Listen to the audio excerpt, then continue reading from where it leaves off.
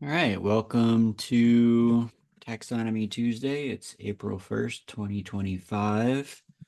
I have emails from Hunter and Dave. If anybody else sent submissions to the email, let me know. And if anybody has anything to share, um, indicate so in the chat. And um, I guess Hunter, you want to start us off? So far, your one observation is the only one I have queued up because Dave's not here yet. Oh, okay. I will then. Yes. So I went down to Southern Illinois to look for morels. Last year, at this time, I was like thick in them. This year, none yet.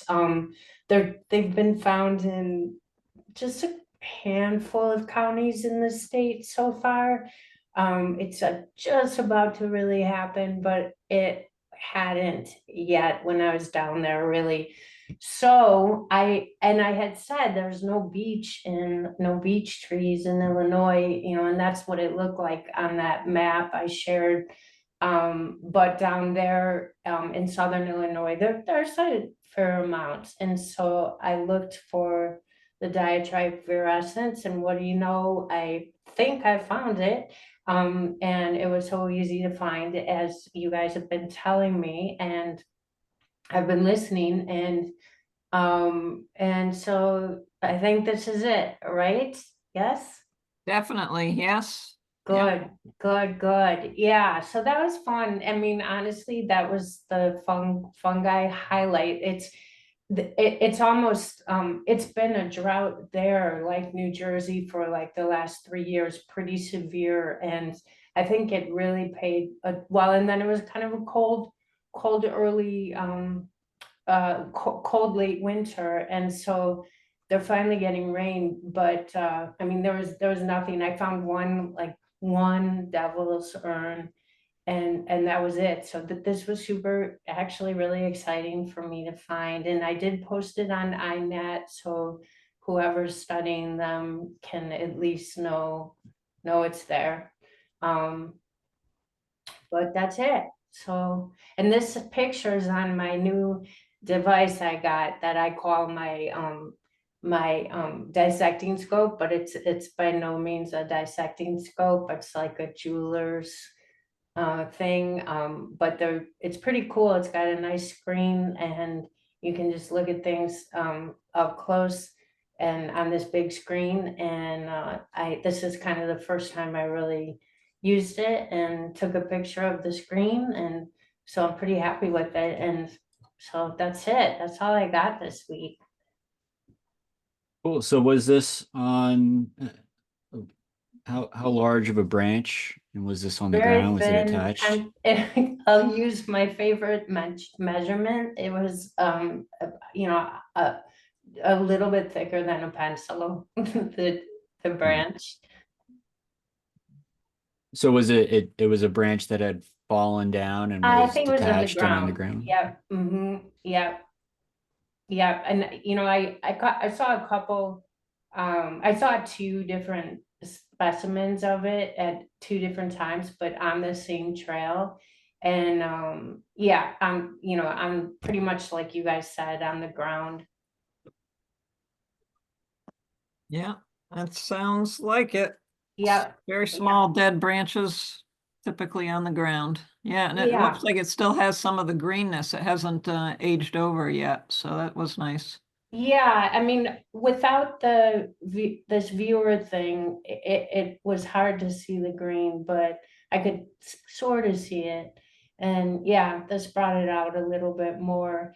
And yeah, and I mean, and so yeah, there are quite a few beach down there. So I'm interested in knowing other things that like to grow with beach too. So let me know, as you guys know. Cool. Yeah. I guess this thing's everywhere then, huh? It seems like it. I actually didn't really get to look at well, actually, I think when I looked at it, yeah, there's not that many observations yet, like nationwide, I don't think. But I think if people look for it, yeah, it's gonna be like everywhere. Yeah, it was easy to find, just like you guys have been saying. So, and I'll look again. I'm gonna go back. I was hoping to go back tomorrow night, but they're expecting really severe storms like the next 4 days. So I don't know when I'm gonna get back, but hopefully I'll get back there in the next few days, and I'll try to find some more.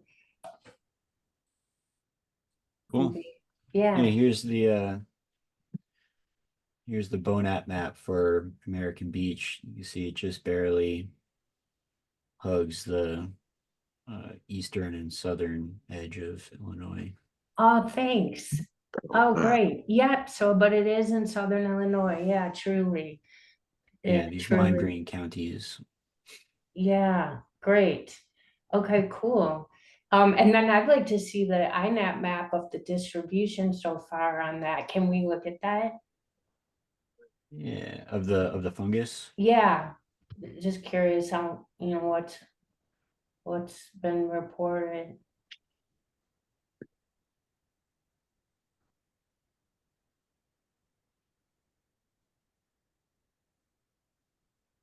Oh, okay. Well, that's me, I guess, in Illinois Huh, there, probably. Yeah, Yeah. okay. that you? Yeah, Okay. so, but it looks like, yeah, pretty much wherever there's beech trees, then probably. Mm-hmm. Interesting. Yeah, All I was right. also curious because over in New Jersey, we've got these two invasive species attacking beech leaf disease, which doesn't look like it's reached as far west as Illinois, and then also beech bark disease, which also doesn't look like it's made Ah, it as far west. so, and then refresh my memory if because I was didn't realize there was any beach, so I was sort of, half taking in the information about the diatribe. Is that a parasitic and like very spreadable? Is that one of them that I should be careful of disposing of, or no? The diatribe Yeah. arrests? I don't, I think since that is on deadwood, it's not really an issue. But we Okay. should go Yeah. back and look at the project page that I can't think of the guy's name. Great. Yeah, and I did briefly look at that, and he's got some pretty uh involved steps in terms of walking. It's not just reporting your finds. It's I had to, did anyone read that? He wants you to then like walk 100 yards or something, and then mark. I don't know. Yeah, I emailed, exchanged with him. He's, that's not so critical. Okay, I think more, if you found it in two places, it might be good to post both of those. But okay. yeah, I'll keep posting it if I find more. Yeah, okay, sounds good. yeah. Yeah, I would expect though, as these two invasive species spread, that diatribe records are going to increase. Maybe that's one of the things he's looking at. But since the diatribe attacks deadwood and these two invasive species are killing beech trees, there may be a connection there. So are those are fungal, or we don't know? So the beech bark disease is fungal. Uh, this is what it looks like when Oh it's wow, fruiting. it almost Creates looks like these. that Christmas tree lichen. Mm. Yeah. It's rare to Interesting. see it fruiting, has been my experience. I see the the blisters way more Yep. frequently. That, yeah, that kind of Or you can thing. see the beginning white. Um, fungi coming out. I saw them at the Lichen Walk. You know, the little white stuff. But yeah, you look like this. This is the blister. This is pretty bad blisters. Or this. These are younger ones starting to form. These little oval Well, raised marks. Yeah. What is the fungus? It's a Nectria, I Mhm. think. Oh, wow. Oh, that's interesting. Oh, well, I'll be sure to look for that as well in this. And the beech leaf disease is a nematode, and it creates these dark lines in between the Mm. veins on the leaves. Oh, interesting. Um, are nematodes worm-like? Could we see a Yeah, picture? They are. They're like a worm. Okay. yeah, they're like small worms. Mm-hmm. Oh, wow. Mm-hmm. Yeah. Okay, that's what I thought. Yeah. Okay. Oh, very cool. Well, this is enlightening. And I will look, I will look for more diatribe. I'll look for um, that blistering and the leaf thing too. Yeah, It's a Yeah, shame that bark one is so such a lovely color. I yeah, know. Oh, the red one or Yeah. yeah, yeah, it really does look like that pretty lichen. Mm. all right. Thanks, Hunter. Thank you guys. Who else has stuff? Until Dave logs on, I got nothing else to share.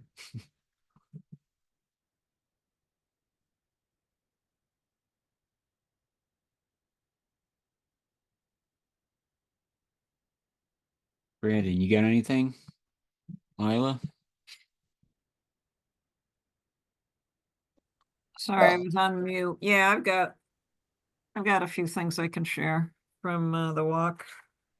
All right, let me stop sharing. Mhm. I'm trying to throw some observations together, but they're not really worth even looking at. I'm not far enough into knowing what the heck they are to share them here.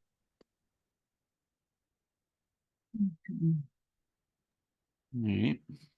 All right, I'll try. I'm not organized, but I'll give it a shot here.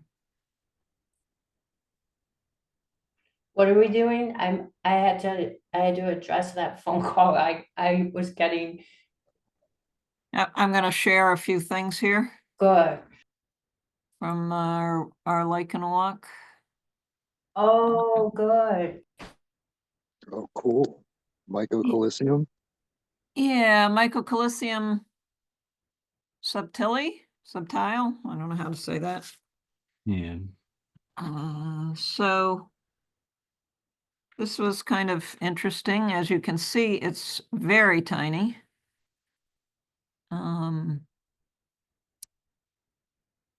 I don't know, centimeter tall, maybe. You could see them, Yeah, if that. yeah, with the naked eye, but they're pretty tiny and really cool looking things. I think this was Wow. on white pine. I just noticed this zooming in, these might be little bits of pine sap coming out of the tree there maybe, but they're they're pretty cool. These were kind of coming out in a cespitose fashion, most of them, which I thought was interesting. And they remind me a little bit of a hairbrush with these apothecia little balls at the end. Yeah. Capitula. Capitula. Okay. Yeah. It's weird how they think there's like a flat spot right under that. Right under whereabouts? Like the round part, and then there's a flat part, it looks like. Oh, yeah, kind of enlarged a little bit below the And then it goes to round. capitate head. Yeah. Yeah, good observation. So I took a bunch of pictures, some better than others. those turned out good. So tiny. Jason, is this typical for Mycocalcium subtili to be on the bark? Isn't that one of the ones that, at least when I've compared things to it, it's always like on the inside of like a log or something like that? Or do I have that confused? No, I've only seen this one other time in the field, and it was just like this. It was on the outside of a pine tree, at Franklin Parker, eye level. Cool.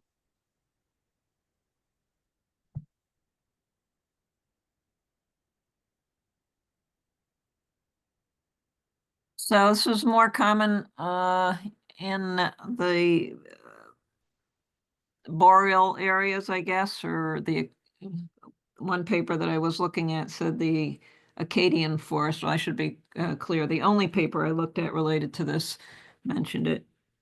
Was the most common calicioid species in the Acadian forest.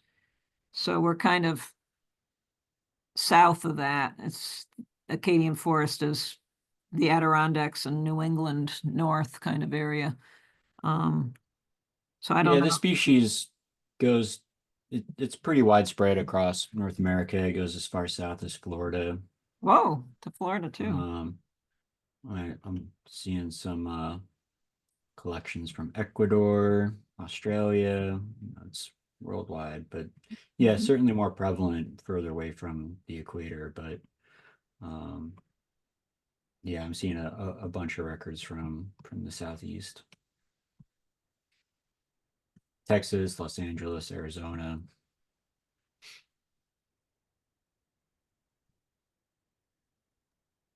And this one is one of the more common ones here in New Jersey too, right? I think this was top 3 in your presentation on calicioids. Yeah, probably the second most common calicioid behind the Phaeocalicium polyporium. Canatheca debilis is somewhere up in that top tier too. Those are the only 3 non-rare calicioids we have, I think.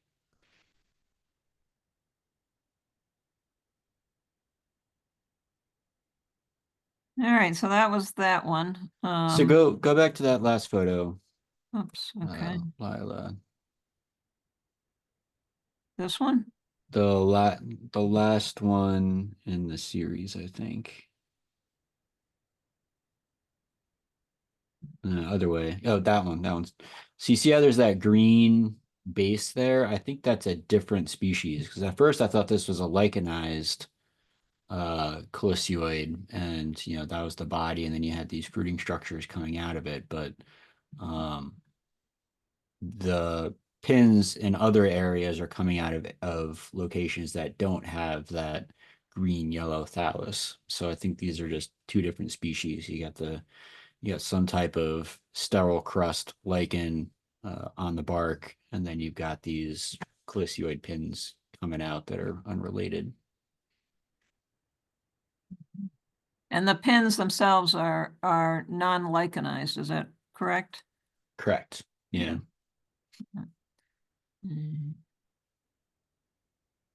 Good. Yeah, I thought it was quite cool, the way they looked. I thought that was a nice thing to see. And you would not notice these unless you really got your face up and were looking for them. Definitely not something you're going to casually pick up on. So study the bark and you'll be amazed at what you find is the lesson.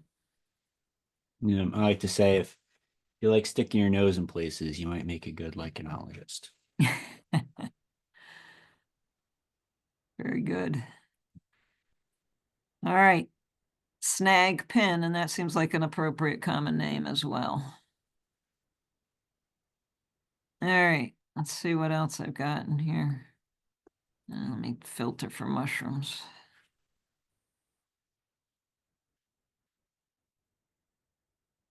Okay, all right. This one I saw at the same time that we were looking for lichens, Plicatura crispa.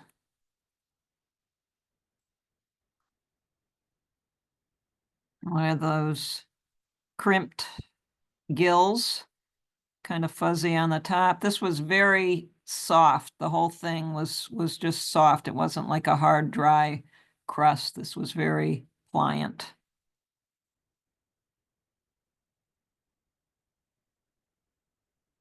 And yeah, I'm not sure what that stick is. Some kind of dead, maybe yellow birch, or I don't Black, know. I was gonna say black birch, Black maybe. birch, maybe. Black, could be, yeah, black.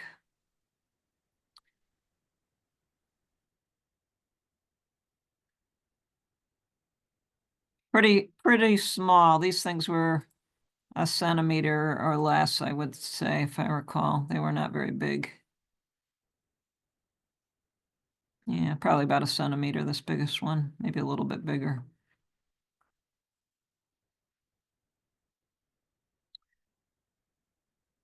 So that was that one. Can I ask a question? Go back to the Mycocaliceum real quick. Sure. You want to see So, it again, or? well, no, I just kind of have a question for you and Jason, because this is on bark, right? Yeah. And I remember when I was comparing this to other things that I found on the consortium of the lichen herbaria, it mentions it's rarely on bark, um, and more commonly on the bark of hardwood trees. And most of the observations that I see, they're on, like a snag, right? The snag pin, um, the inner wood. So The paper that I'm looking at says that it's on Abies balsami, Acer sacrum, Betula allegenesis, Picea species, Pinus strobus, Thuja occidentalis, and Suga canadensis. Lignicolous on Acer rubum, Acer spicatum, Betula cordifolia, Peperifia, Fagus grandifolia, Fraxinius americana, Larix, Populus, Prunus, a lot of things. Prunus serratina, Quercus, and Sorbus. So many species of wood, species of trees. Yeah, but I think Brandon's talking about how it's rare. It's more commonly found on the inner, after the bark is peeled off, Mm-hmm. you get that inner lignum. And I think, this was on a young snag. It looked like it was maybe 10 feet tall, maybe, I don't know what diameter, maybe 9 inch, 6 inch diameter. Um, so the bark was not well developed. So, even though I think it's more rare to find this species on mature trees that have thick bark, but it can be found on uh, lignum or young thin bark, be my guess. Might be coming up through the little cracks in the bark. Yeah, maybe that's why it's cespitose. Yeah. Yeah, because that was what was throwing me, because none of the other photos that I had seen of this showed it cespitose. So in conversation with Dennis Waters, he was certain it was this. And, one of those trees was, I wouldn't have called it a snag. It was a sapling of the white pine. Right. And, wasn't the healthiest of trees, but it wasn't like a broken off section of the tree either. So He says, embrace the diversity, that these things actually have a rather diverse habit. And Maybe they could be Those coming streets. out of like woodpecker holes. Maybe. maybe, yeah. Maybe. I didn't think of that looking at it, but that might have been what helped open it up too. So, Yeah, Yeah, the that- other thing is with these inconspicuous species is they're so rarely seen compared to Mhm. other things that when you read habitat descriptions, it may not be complete.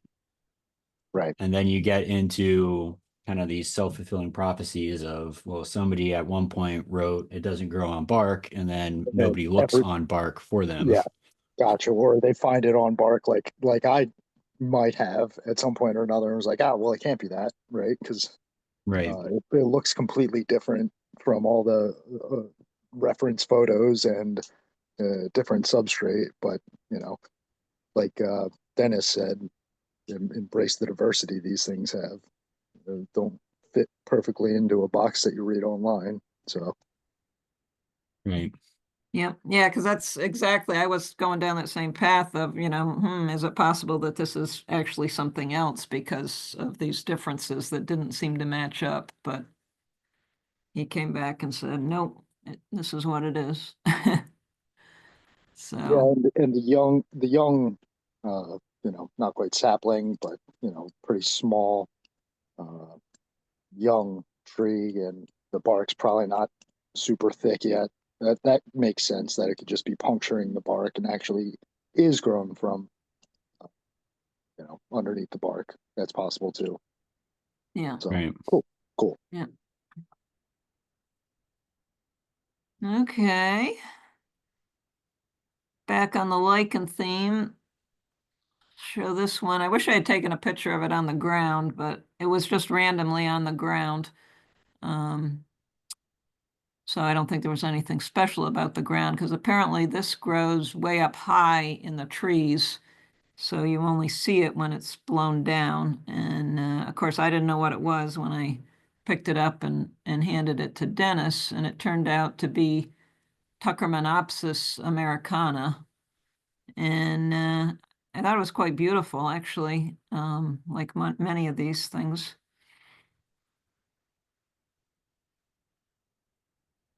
Not the best pictures because somebody, Artie Grimes or somebody was holding this when I was trying to take pictures of it. That's a beauty. Yeah. Yeah. Yeah, So I put this same thing on INAT. yeah, probably you, me, and half a dozen other people. Okay. Yeah. But I really like this one. So what else? That's the underside of it. It's white on the underside. There's probably, I don't know if this was part of the thallus or something else probably growing there, Something but else. yeah. Yeah, so anyway, it's named after Tuckerman, Edward Tuckerman was a lichenologist back in the 1800s. And anyway, this was named in honor of him. And yeah, there's a Tuckerman ravine on the side of Mount Washington, which I had known about. So it was funny. We were getting a little history lesson while the Lichen Walk was going on. So hearing about Edward Tuckerman and connection, what was it? His wife was a friend of Emily Dickinson. I think that was the story. And there's a Tuckerman conference of lichenologists in the Adirondacks. I don't know if that's an annual thing or not, but anyway, this lichen bears his name. And it was fun to find. Yeah, the Tuckerman workshop is an annual workshop that this year is in the Adirondacks, but it moves around every year. Good.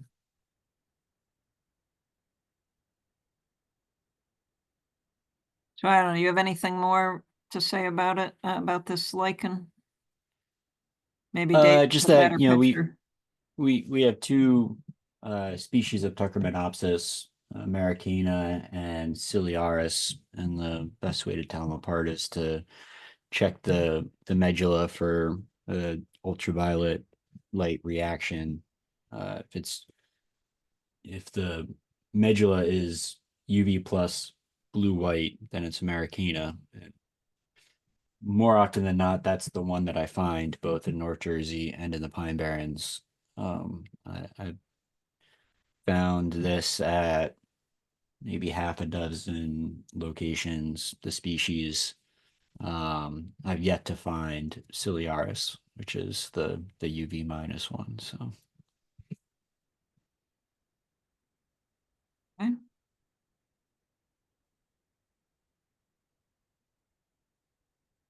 Keep looking. Yeah, how many, you gave us a sheet. Oh, I don't know, what was on there? 200, must be more than that, 300, 400 lichens? that Jersey? checklist should have around 430 species on it. Yeah.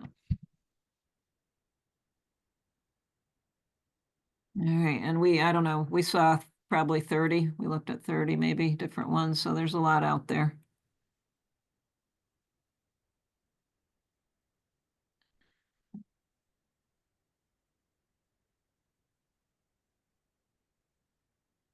I'll do one more. Now that Dave's here, we can look at his. So Flavoparmelia baltimorensis is like the common green shield lichen, except this one grows on rock. The other one sometimes grows on rock, but not very often. But this one is growing on a large rock in the ground.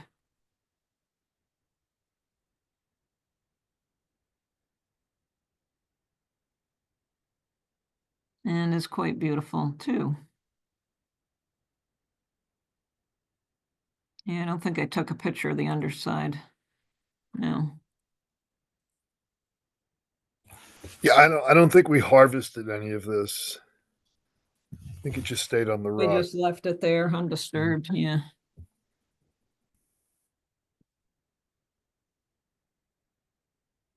All right. I'll stop so somebody else can go. Maybe somebody's joined that has something that they want to share. I see a few more people are on, so I'll stop. All right, thanks, Lila. Dave, you want to go next? If I can wait till 8 o'clock, that would probably be better. If there's somebody else who has something, otherwise I can go, I guess. Anybody else have anything?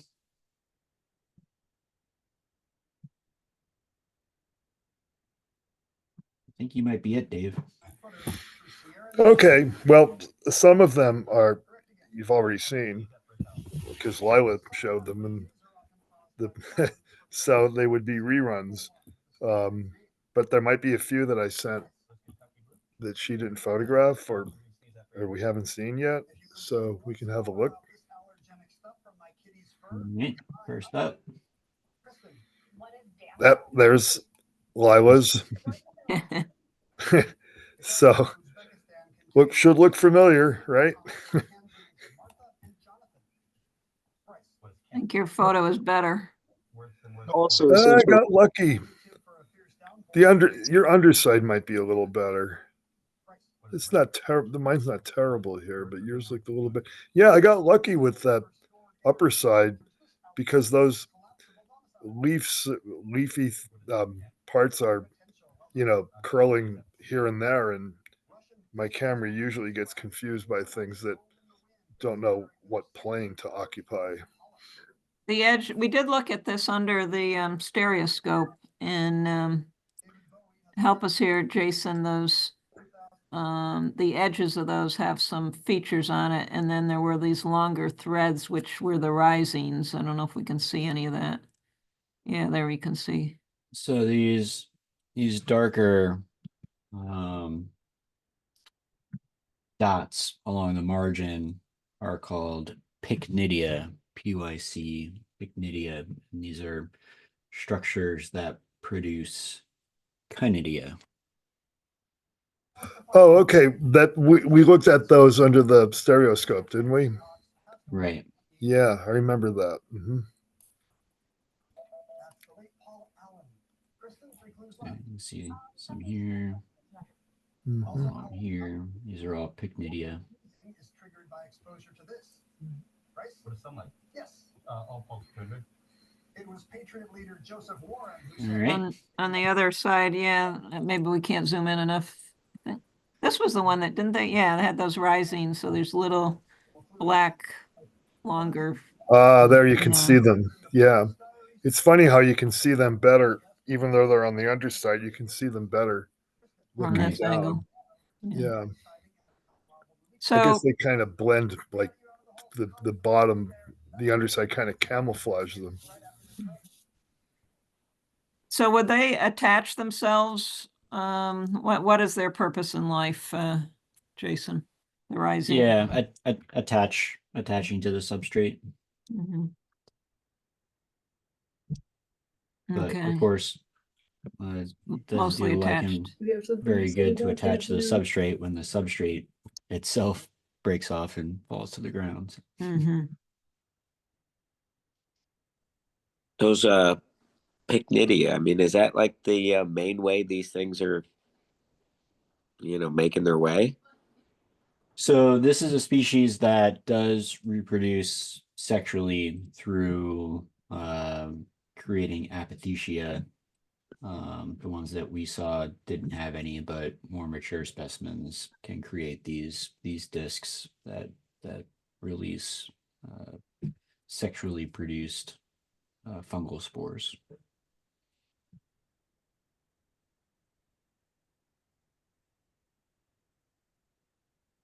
You see how different the color is when it's wet and it's green versus when it's dry and brown. Yeah.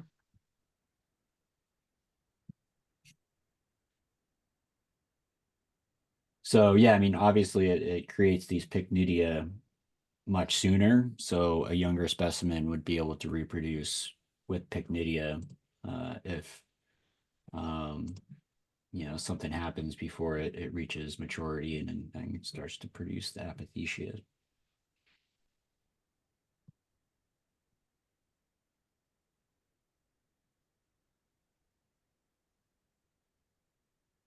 All right, next up.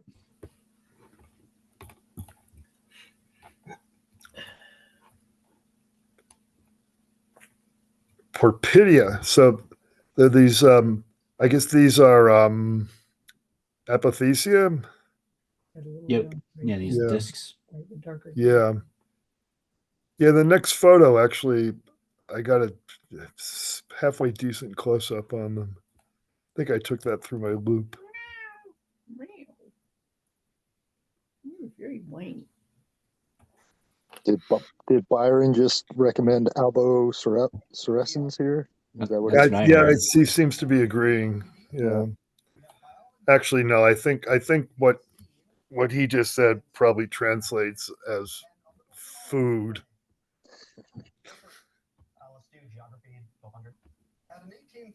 Yeah, this was on a Yes. rock, I believe. Yeah, you can see it's right on a rock.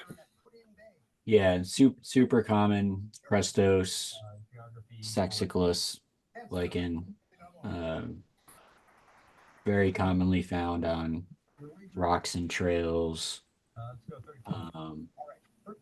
More commonly, although not exclusively, on acidic rocks or calcareous species, but I have seen this on calcareous rock too.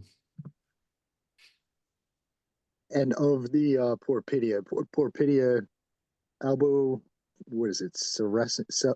Cerulescens. Cerulescens, and concentrica. those are two of very few lichens that I confidently can ID. Concentrica. So there is another Oh, wait. species. Is it crustulata? There is one that makes those concentric Yeah, that one. rearranged. I don't even know the name of it, but yeah, that one. Yeah. Are That one there is other crustulata. crustulata? Thank you. Are there other Porpidia that are common in New Jersey? I mean, I'm sure there are. But is it a very large genus in New Jersey, or? So we have so Porpidia albocellulescens is definitely the most common. Crustulata is definitely up there. We also get well, on Saturday we saw another Porpidia that I didn't know that Dennis didn't know in the field either, but took it home and ID'd it. Suridazotes.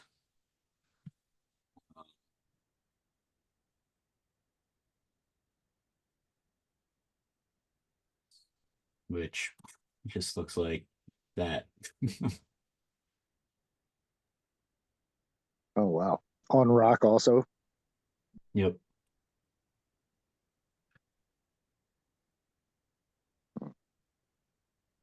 Wonder if Jason Hollinger has better photos of it.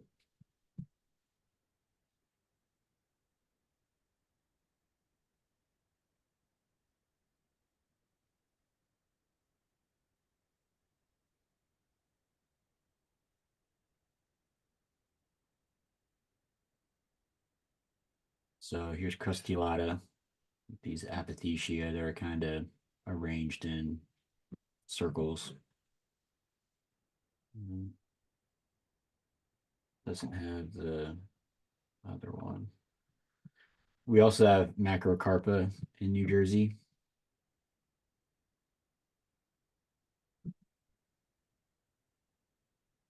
Oh, cool. And we have subsimplex in New Jersey.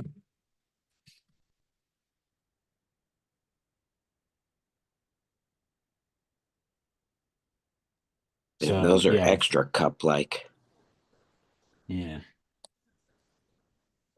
So yeah, if you see something on rock with black apothecia, It's a good place to start. Would be Porpidia, yep. except for Albo cerulescens. That one's blue. Yeah, these are kind of grayish.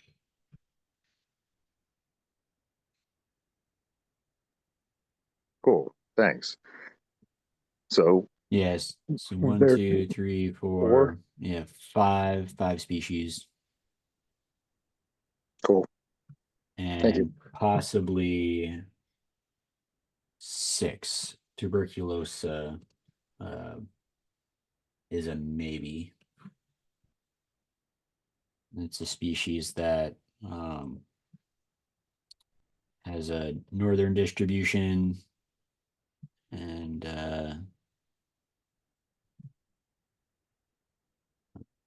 gets close to New Jersey, but has not been found in New Jersey. So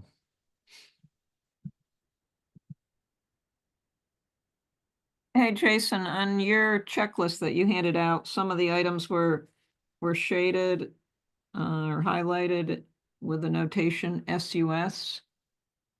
yeah, What did that stand for? means there's an herbarium collection from Sussex County. Ah, Sussex County. Okay. All right.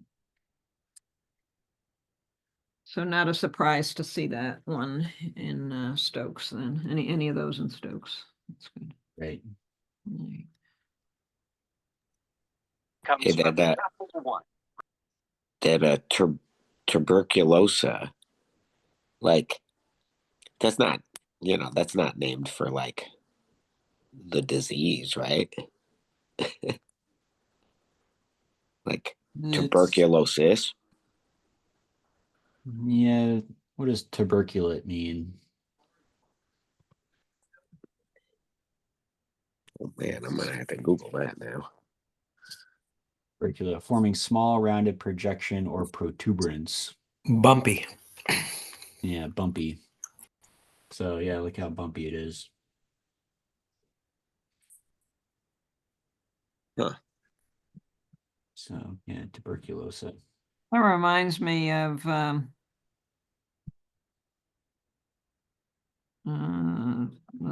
parchment crust. Oh yeah. Gosh, the name just escaped me.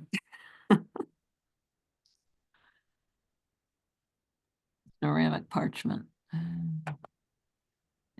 But the the color is a pinkish, seams are brownish, tannish, not white, but just that growth form looks a little bit like that. Yeah.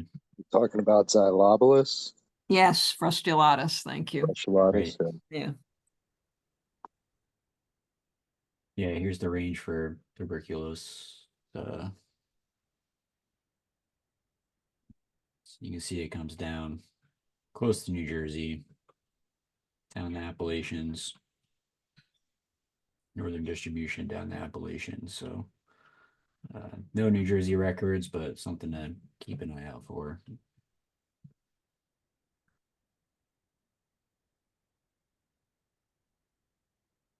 What's that research you were just looking at there? What was that? Some lichens? That was the consortium. So this is the consortium of lichen herbaria. If you go to the homepage and you search for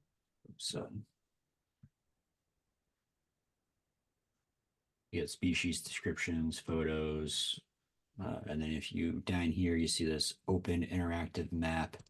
You can click on that and it'll map out all of the herbarium collections. You can click on it. So James Lindemer, Lackawanna County. Cool. Thank you for showing that, because I mean I was just on that website and didn't even notice that map because it's right next to all the other. Yeah, It it just just looks like another icon. yeah, it Yeah, just looks yeah, like another icon. Yeah, for sure. Thank Yeah. you. Yeah, yeah. or you can do a search this way.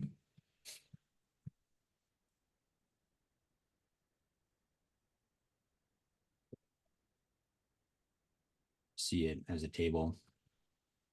It's like this thing has collections in Europe. So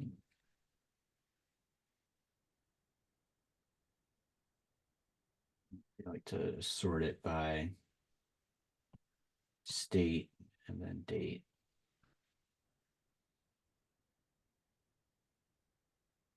So 2008 New York, 2008 Pennsylvania.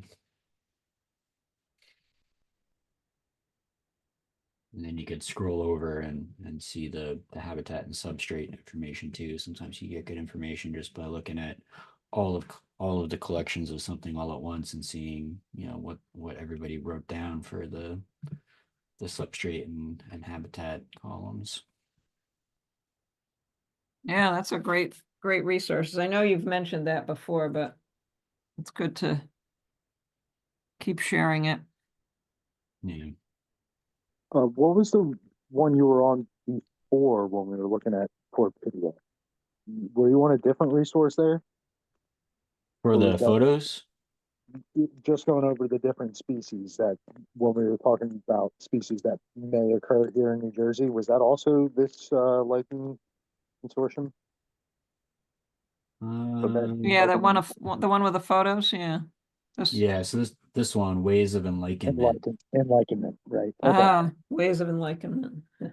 So this is Jason Hollinger's website, which is mostly photos. He takes very high quality, often photo stacked photos. So you can click here.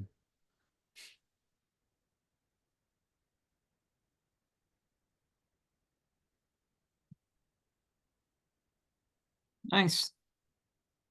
Yeah.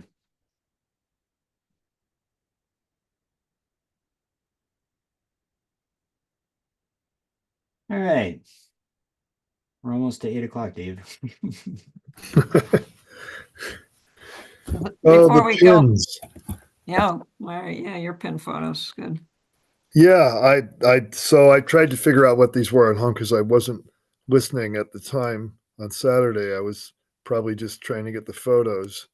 And so Jason put the identity on the iNet post. And so I think I had proposed a whole different genus for these. Yeah, Phaeocalicium, but it's Mycocalicium. Yeah. What are the sort of differences? Dealing with the category of Italian history. Here's Well, let's see. roughly forming an equilateral triangle. And before you go into the differences, can you also include the differences between this genus, uh, Mycocalicium, Phaeocalicium, and uh, Cano, Canatheca, and then Canathecopsis. Canathecopsis? Yeah. So here's another resource that's specific to calicioid lichens. This is a key to the calicioid lichens and genera for temperate Western North America, but it's applicable to Eastern North America too. And so it gives you all the different calicioid genera, myco, micro, crypto. So calicioid is used to describe lichens and fungi, that word. Correct. And what is that? So that's the pinheads? Pinheads? Yeah, calicioid meaning things that resemble calicium. Most, if not all, of these other genera used to be in calicium, and then calicium got broken up into different genera. So, Oh, and even fungi and lichens were both put in the same group. right. Got Yeah. it. Yeah, so calicioid is just referring to the overall shape and habit of the pins, tiny pins with a capitulum, whether it's associated with an algae or not. And then you've got a key to the genera, and it breaks down all of the differences and to get to Canatheca and Calicium. The ones that are highlighted are the ones that we have in New Jersey.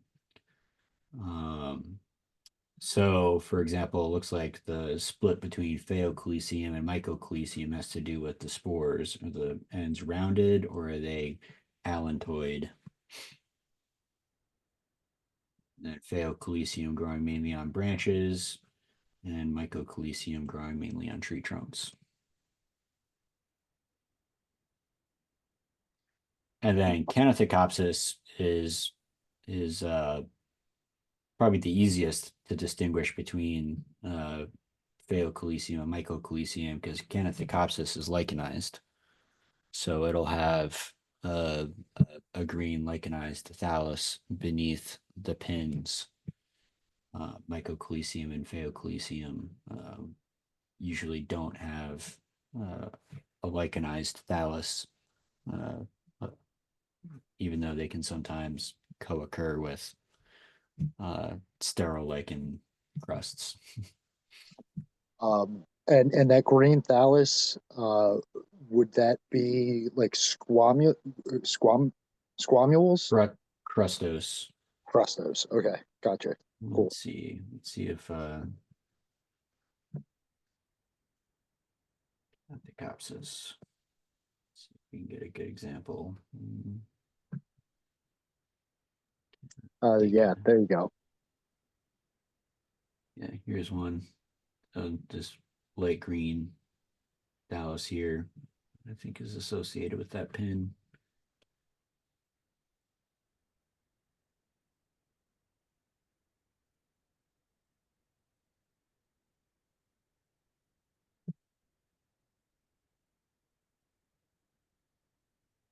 Yeah, that's a good example.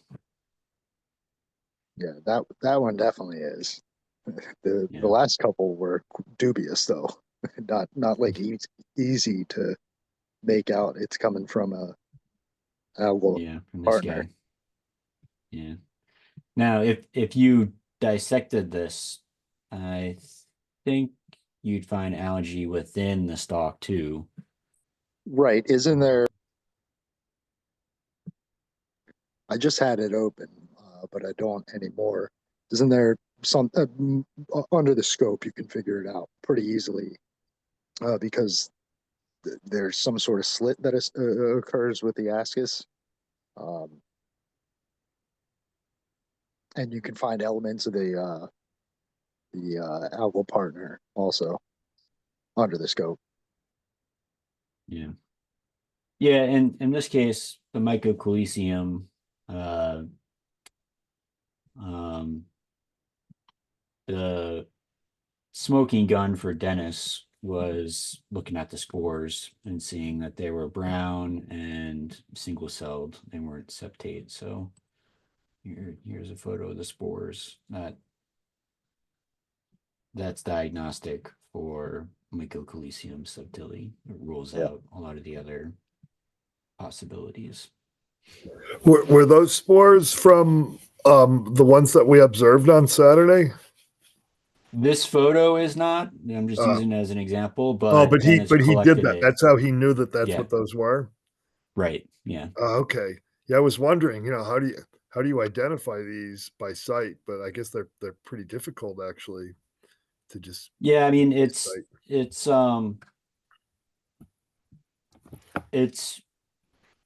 Mycological subtili was the obvious ID by probability. There's certainly things that are rare that it could have been, but certainly by probability, that was definitely the most likely species that we would find there. Yeah, because even in the observations that Dave and Lila submitted, um, visually, it seems these things, a lot of the observations have a more kind of flattened capitulum, right? That's the word. Yeah. And larger capitulum as well. Right. The shorter stalk. Because those things, Lila mentioned maybe up to a centimeter, and like that's pretty big for these things. Ooh, that's a nice photo.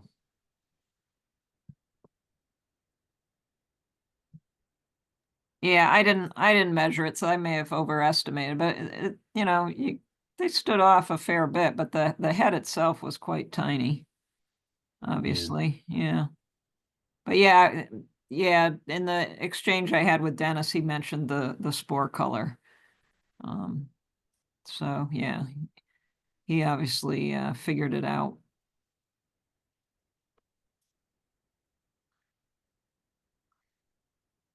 Using more resources than me just looking at it. Is the whole head of these things like the fertile surface, or? Yeah. So, Jason, if you were going to check out the spores on these things, would you just do a smash mount on the head? Yeah. Okay.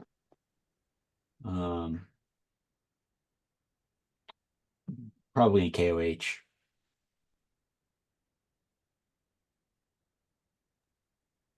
Just to soften the head, more or less. Yeah. Or okay. Yeah. Cool.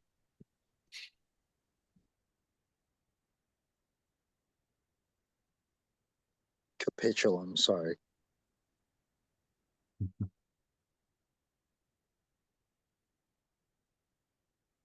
Yeah. I mean, you could. I'm always amazed at how diverse some of the boletes look. And then I think I find something different. Yeager says, nope, it's Boletus olivisporus. Yeah, I mean, and that same variability exists on really small things that no one pays attention to. So Right. Yeah.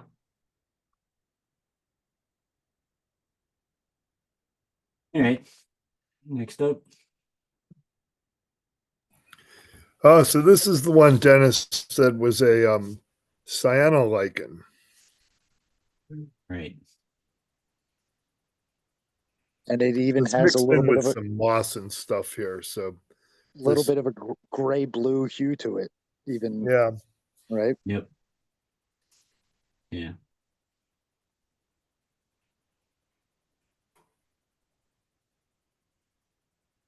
Yeah, this was the one that grows at the base of trees, seemingly doesn't grow very far up, so it's on the roots in the very base of the trees.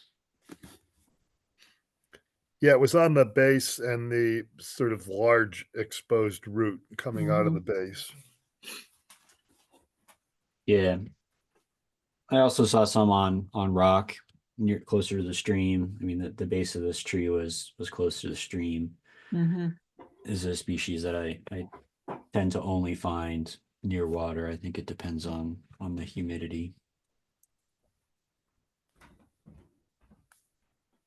Here we have a good shot of the Isidia. This crusty looking stuff. These are all the asexual fragments that can break off, and that's how the species reproduces.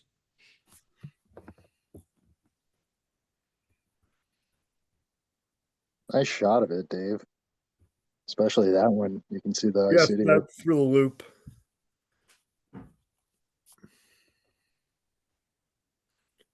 Really thin.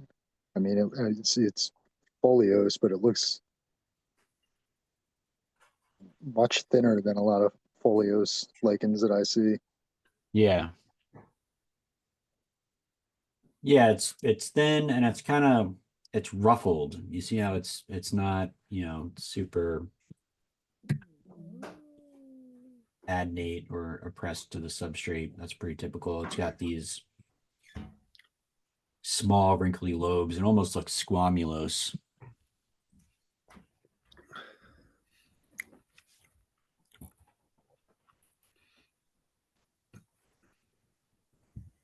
Yeah, and this is probably one of the more common cyanolichens we have in New Jersey, especially up in the northwestern part. Hemlock ravines and streamside areas. It's pretty common either on tree roots, I see it a lot on upturned fallen trees when the roots pull out of the ground, or on rock. Is Peltigera a cyanolichen? Yes. Yeah, we have a fair amount of Peltigera around here in some Yeah, places. probably like Praetextata. That's the one that I see most commonly. And Dave, But that when you first pulled the photo up, I've never heard of this genus. I thought, oh, is that like a Peltigera that I've never heard of? But yeah, pretty much. Yeah, I almost proposed Peltigera just as like a rough guess, but I just waited for Jason to come on and look at it, and he identified it. So and then I just agreed with it. and Yeah, go ahead, Jason. Peltigera, Praetextata, and Leptogium cyanescens for some reason are super common, but there are some extremely rare species in both of these genera. Cyanolichens as a group tend to be more rare and more sensitive to pollution. And part of the reason is that cyanolichens, all lichens take their nutrients in from the air, so they're constantly absorbing things into the body. When it rains, these things absorb all of the water, and they enlarge and begin to photosynthesize. But cyanolichens take in more water as a percentage of their body weight than chlorolichens do. So they're able to take in and hold more moisture from the atmosphere. And in doing so, they also invite in pollutants more as, relative to their body size than chlorolichens. That's one of the reasons why they tend to be more rare and very good indicators of habitat quality because they're so sensitive. Cool. And I was just going to ask, I said this looks foliose, but would you describe this as is this a foliose lichen or is this fruticose? No, it's foliose. Okay, cool. That distinction is always a little confusing to me, like how far away from the substrate does it have to be? There's a clear top and bottom. The bottom is a different color than the top. That Okay. definitively makes it foliose. Okay. If it was fruticose, it would be the same all the way around. So it would okay, that's a good, I never read that or heard that before, so thank you. Yeah, no, foliose species have a distinct top and bottom, but there is no top of a reindeer lichen. Right. It's three-dimensional. It's the same all the way around. Surrounded, yeah, the medulla is surrounded by, one layer on the top and the bottom. Right. Cool. So you said this is a good indicator species. I was listening to a guy say acid rain might be making a bit of a comeback. So something like this would be bothered by stuff like that. This particular species, maybe not. I tend to find it a lot in habitats that are already acidic. But cyanolichens as a whole, on average, yes. And they're pH related. Yeah, I mean it's the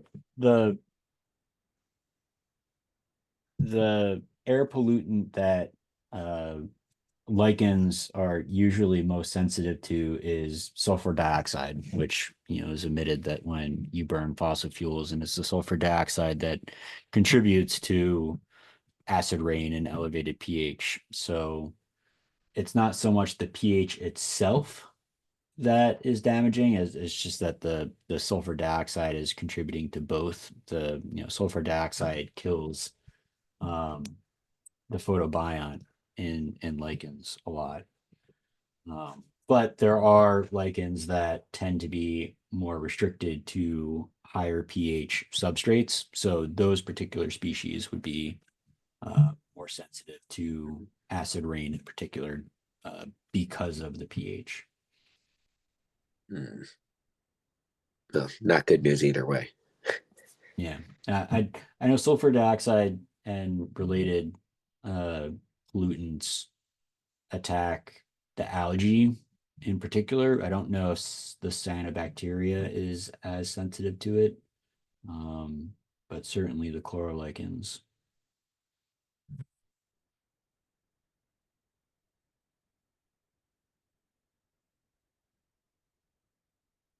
All right, we got one more. Yeah, Lila showed this one, same one. Yeah. Oh no, wait, I'm sorry. No, she showed that Baltimorensis is what I said. This is something different. This is No, this is Baltimorensis. level. Oh, that's the oh, it is. Oh, okay. Yeah, so Caparita is the common one, which grows on trees and sometimes rock, and then Baltimorensis grows exclusively on rock and has these large pustules on the thallus. The Caparita has finer ceridia. It's really the only way to tell them apart when they're on rock. Oh, right. I remember. Yeah, we were struggling to get these pictures. I remember that, Dave.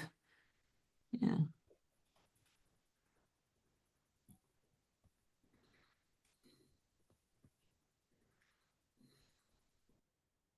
All right. Does anybody else have anything they want to share? We've run out of observations. Anybody have any questions? There were a few more that I sent, if you wanted to show them. Oh yeah, I forgot. Yeah, you had some. Pull them up. Yeah, I got another one that I let iNaturalist give me a guess as to what it was, so we can look at that one later too to see if it turned out to be right. Right. I don't recall if we SQ. talked about it on the walk or not, so. What do we got here? Just queuing these up. Yeah, it's a good one. Yeah, that was a nice graphis script. Yeah. So this was just this. Okay, yeah, wait. This was just this like bluish green grainy stuff on a hemlock tree. There was a lot of it, on the lower half of a hemlock tree on the bark.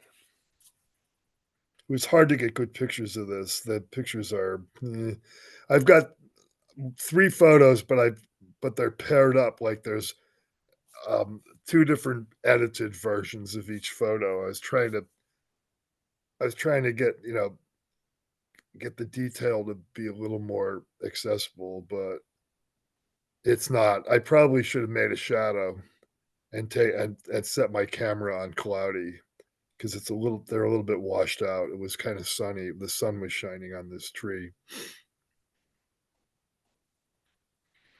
Yeah, so this is something in the genus Liparia. Okay. Which is, yeah, this is basically it. Just this smear of these sandy looking lichen Yeah. granules. This is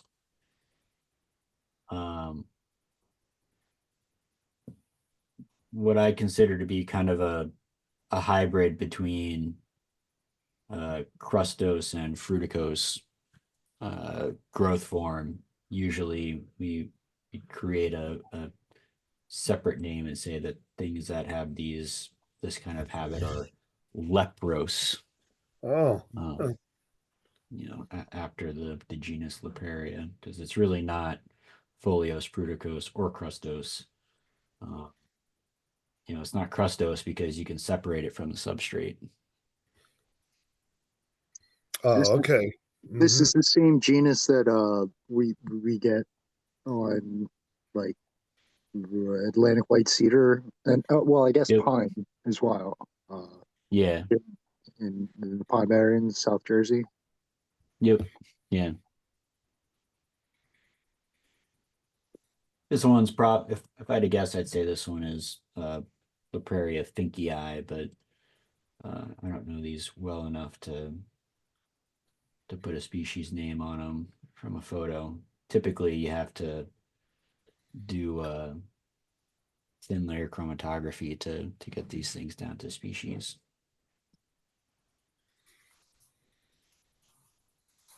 And leprose, this is a leprose lichen.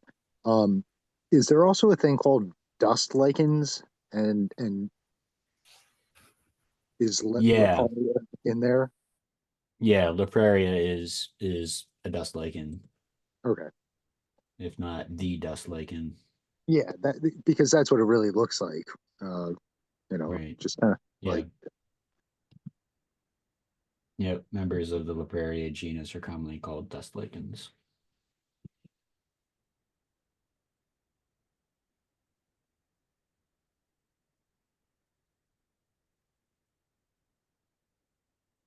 All right, and then we got this guy. Hey, This is the one that's beautiful. you see orange when you cut it. Mm-hmm. Yeah, so you might be tricked into thinking this is the orange, but that's a liverwort growing within the lichen.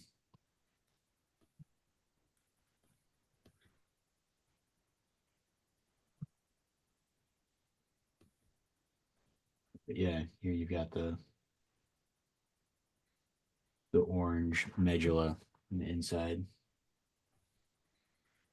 And were these cut intentionally to look at the medulla, or Dave, when you found Yeah. these?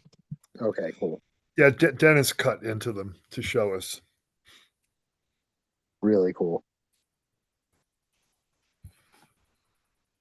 Yeah, this one tricked me. This species often tricks me because it's got, when it rains, it's got this greenish color. I was just going to ask Usually, if there was. I was just going to ask if there was recent rain there. Yeah. So, this is the same species. yeah. Yep. So I should be, and in that state, when because I see things that look like that photo all the time. This right here. Yep. And if you cut that, it'll still have the orange medulla obvious. Yeah. Yep. Yeah. Cool. Yeah, and you can see that with your naked eye, which is nice. Yeah. Either cut it with a knife or even just with a fingernail. Cool.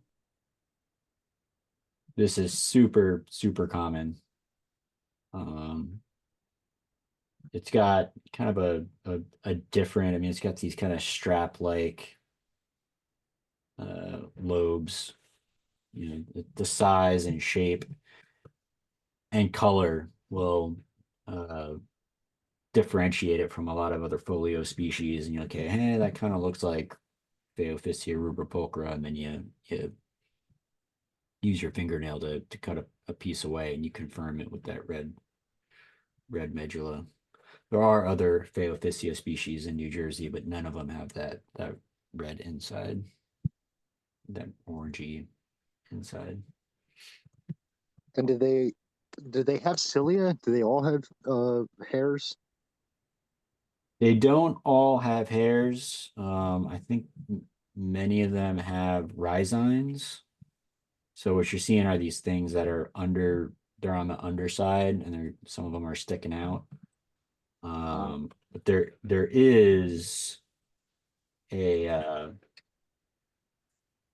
Phaeophysia hirsuta, I think. Which you'll see is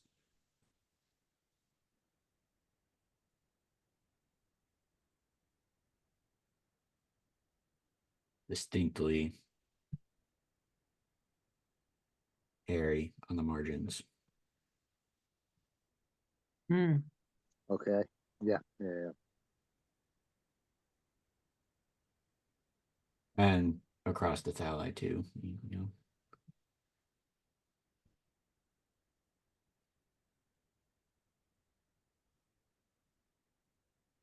I see Phaeophysia hirsuta often on gravestones for whatever reason. I don't It's a think good I've ever note. seen it off a gravestone. Phaeophysia as a genus, not necessarily hirsuta, uh, occurs on both rock and wood. Yeah. Okay. In fact, this observation of Dave's is on rock, but I most often see rubropulchra on bark. Cool.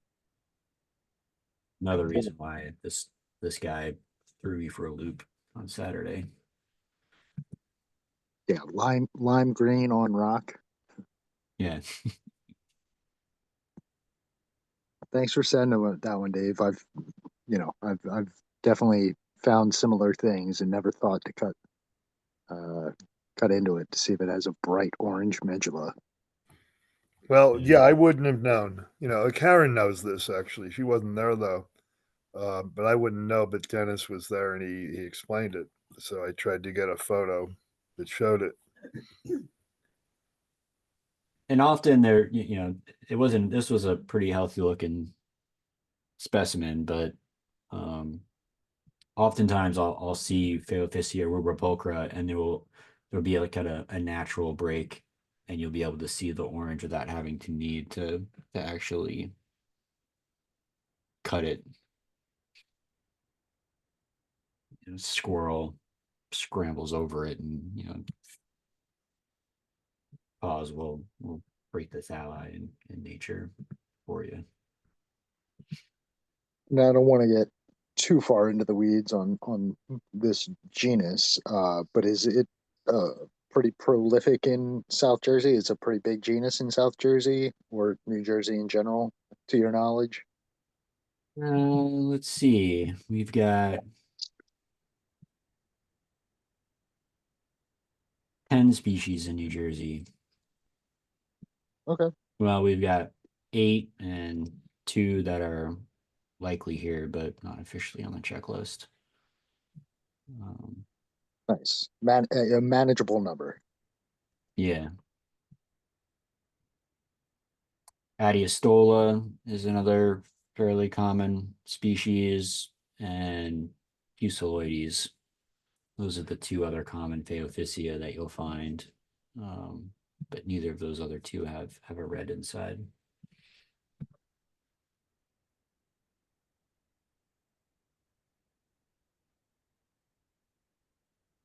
All right, next up, ancient aliens.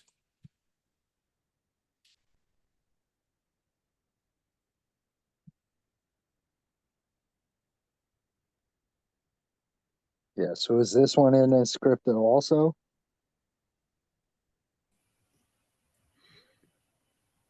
It's Is it? Graphis scripta. I'm pretty Yeah. sure. Yeah. Yeah. I So agree. I spoke with Dennis about the difference between this and that Phaeographis in Usta. And I'm pretty sure he said the how do you say it, Lorelei Yeah. are wider on Phaeographis. And so that other thing that we found, that seems to be the case. It looks like the but I didn't measure, but from the photos it looks like the Lorelei are wider. I tried getting spores out of that other thing, and I just couldn't find anything. Maybe I should try soaking one of them in KOH though. Maybe that'll soften it up and Yeah. get something to come out. I'll try that instead of just alcohol or water. I'll try KOH.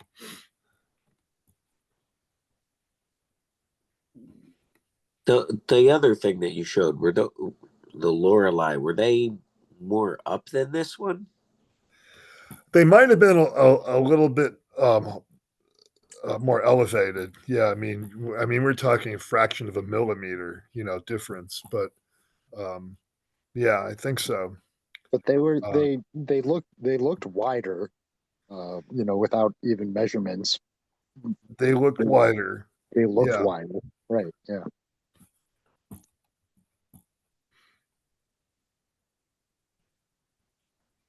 Yeah. Graphis can be pretty variable though. Yeah, that's been mentioned, Yeah, this on my INAT observation. well, I don't know if these are accurately ID'd. Let me just go to here. Yeah, I mean, look at this guy. That's Graphis. Oh, those are really Scripta. wide. Yeah. Mm-hmm. And Jason wasn't here for when you shared that, right, Dave? Because they were No. also That's right. They were also centrally radial. Yeah, they which were was- like octopi, sort of. They look like star shaped.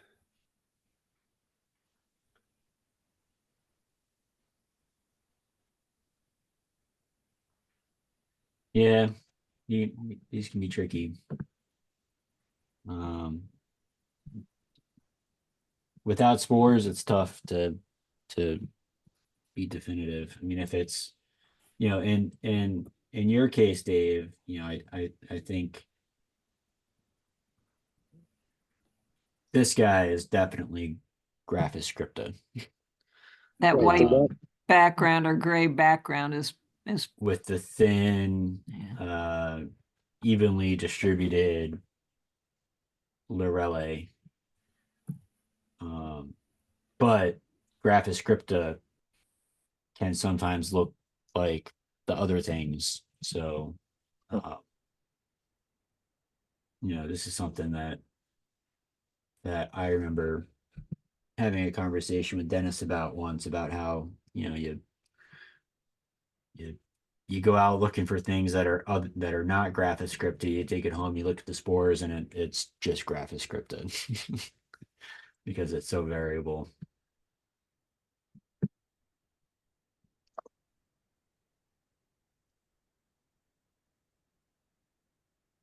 Spores are in the Lorelei there. Yeah. So these Lorelei are the apothecia. It's just that instead of being circular, they're kind of linear. So does Lorelei refer to the shape or the actual thing? Because they're apothecia, right? Right. they're So I think the definition of Lorelei is just a linear apothecia. okay, gotcha. Thank you. Let's see.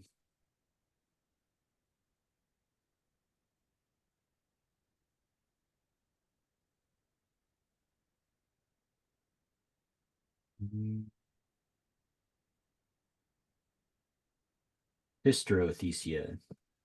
Lyraline apothecia. Yeah, Well, that's not fair. linear, Defining yeah. a noun in terms of the adjective that it is Yeah. derived Yeah. from. Yeah, come on.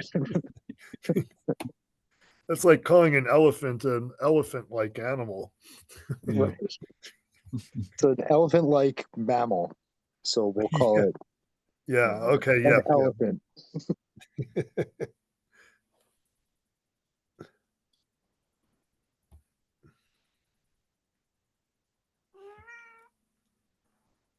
All right. So it was there. So I took a picture of it. It's not seemingly not the most exciting thing that we saw all day. By the way, there's a what do they call them now? They used to call them gypsy moths, but now it's Spongy moth. spongy moths. Egg mass there. I should have scraped it off.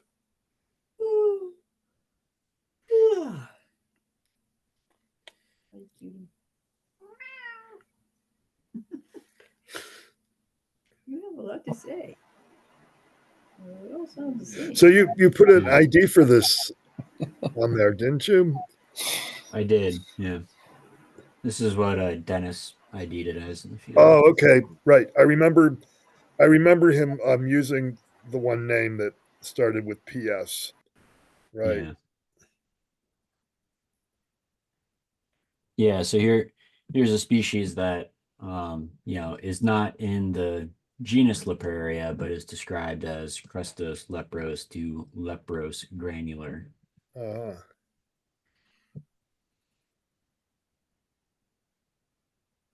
But does sometimes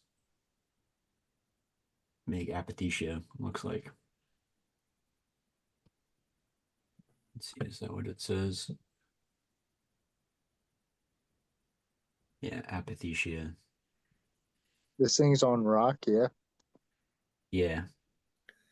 Yeah, it was actually This on is one of the stones that was Yeah. in the wall of that supported the shelter. Yeah, I don't know if you've come up to the Kittle Field foray before, Brandon, but this is on the building with the bathrooms. Yeah, not been up there. A little too far.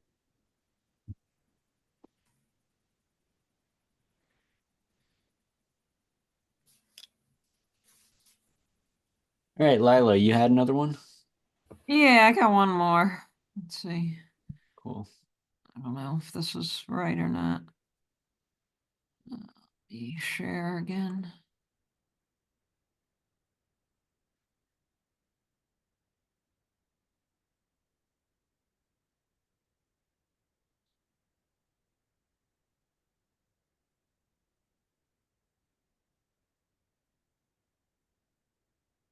So it just looked white from a distance, this kind of white patch with the dark outline, but when I took the photo and zoomed in, there seemed to be these bumps, were like features with some little, I don't know, osteoles in Mhm. there. And I tried to get pictures, but as you can see, my focus was lousy. Let's see, is this last one any better? No. Good enough to get a general idea of what's going on there, I think. Yeah, I think you're right. Those are little, you know, you call them osteoles or apothecia, the little spore-bearing bumps, holes. yeah, with these holes. So it seemed like it was something. Um, yeah, so it was on rock. I think this was down near that stream area too. So anyway, it kind of looked like white or silver paint on there outlined with the black edge. Mhm. But I forgot what Ina thought it was. Let's see what this is. Protoceria Lydiana, rockwort lichen. Yes, that's not a species I'm familiar with, but um, that is a species that is present in New Jersey and common, and it is the, it definitely looks like it's in the genus Pertusaria. Um, and Plidiana is the only species that is commonly on siliceous rock. There are a few other species that are primarily rock dwelling, primarily bark dwelling, and occasionally grow on rock. But um, Plidiana, I think, is exclusively on rock, or at least primarily on rock. So um, I can't think of a better ID for it. Right.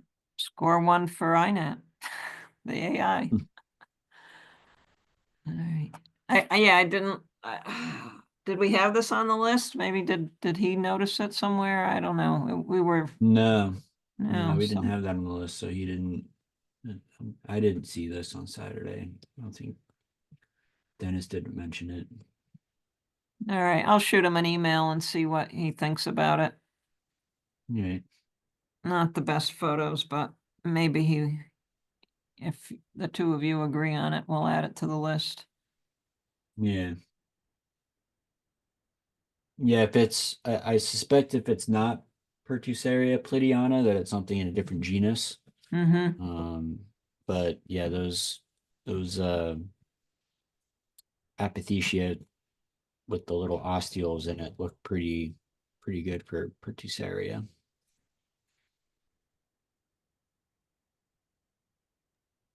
All right, good. And I'm glad you corrected me on calling those parathecia because, or no, apothecia, because they are parathecia. They shoot up rather than have a disc, right? Yeah, I'm confused on that because I at one point was calling these parathecia, but a lot of the descriptions that I see call them apothecia. So now I'm confused about what a Yeah, parathecia is. I'm there with you. I mean, my most recent understanding and the way that I'm currently calling it um, is I'm thinking of parathecia as having a periscope type, uh, reproductive structure, um, whereas apothecia do not. But I'm very confused on the subject. So Yeah. Yeah, I mean, I get I understand it when you see the illustrations of the cross section. I just don't know how that translates to the real world. Yeah. Yep. Uh, an ostiole is an obvious thing, and I don't know if we can call these ostioles. Um, but yeah, that distinction between parathecia and apothecia is confusing to me.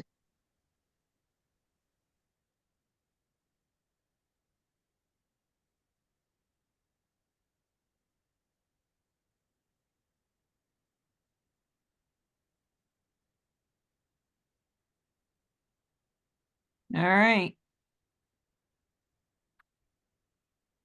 Let me just see if I had anything else.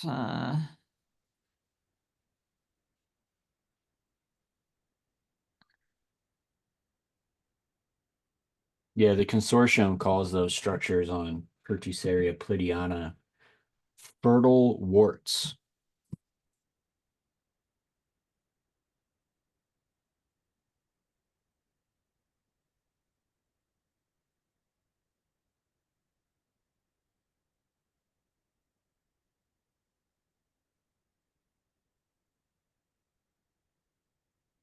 This one wasn't, this was after somewhere else. It wasn't in Stokes.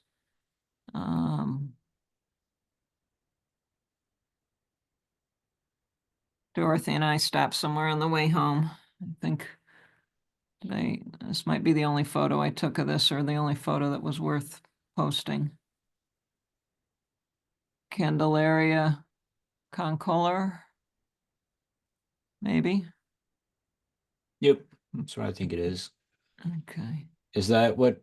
How come that twig's so black? Is that what was this Some kind attached or of, is it on the ground? I think it was, I don't know if it was still attached. I think it was caught in the air in some other shrub-like material. There were several things growing on the same branch, if I recall. Hmm. I think this was on it. I didn't put a name to this either.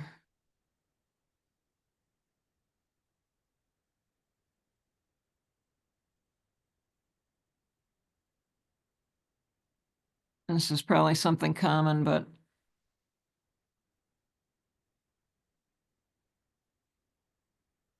and then there was one other thing on the same branch. Dun, dun, dun, this. Some. Yeah, so that's definitely Punctilia caseana.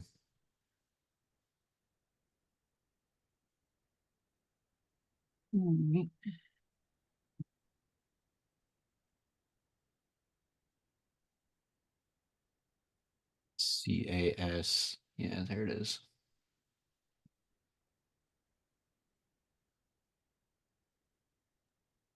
Moon dust speckle shield, yeah. You're so easy to ID that one from Reducta because why? The Because bigger it's Ceridiate. Solidia. Yeah. Punctilia reducta doesn't have those big moon crater looking things. Oh, yeah. Oh, wow. Yeah.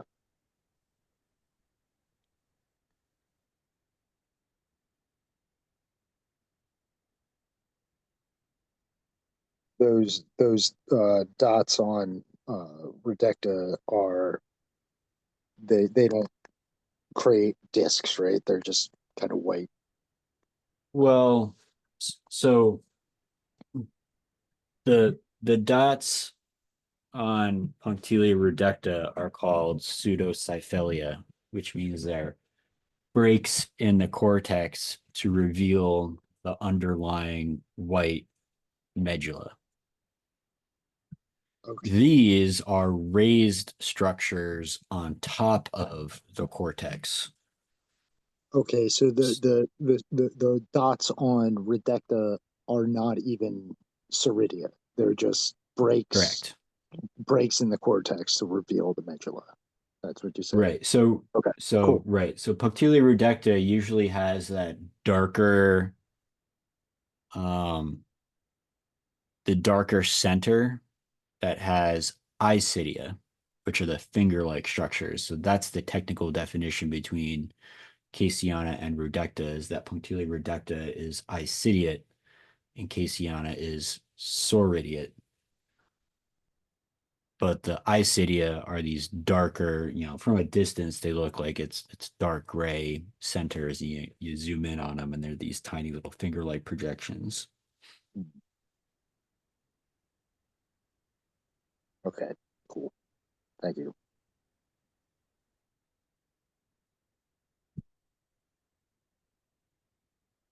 All right. That's enough. But yeah, I don't know what that other one that you shared before was. That other Oh. folius one. I don't recognize that guy. The one that I said was probably something common. Yeah, it's probably something common. Yeah. I can go back to it quick if you want to look at it briefly. Let's see. This one. And did I get a picture of the underside of it? I don't think so. Yeah. Just check one thing. There's a little insect crawling on it there.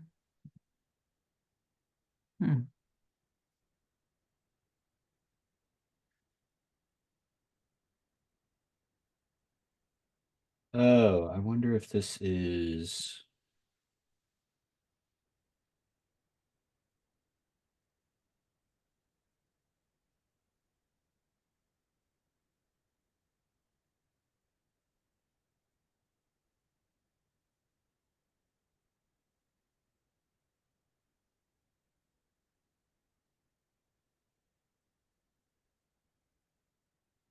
Was this on a street, like a planted tree, or was this kind of like in a park, or was this in a forest? It was at an environmental center, so I don't think it was anything planted. It was kind of along an edge. It was damp. There were some skunk cabbage kind of growing underneath it or nearby. So it was sort of a wet, brushy area, a lot of brambles kind of stuff that you couldn't really get into it too much. And this was, I think this was on this branch that came down and was kind of caught up in some kind of an alder or something holding it. But I think it was out of, was from a bigger tree. I just added an ID for what I think it is if you reload it. Okay. Let's see. This one.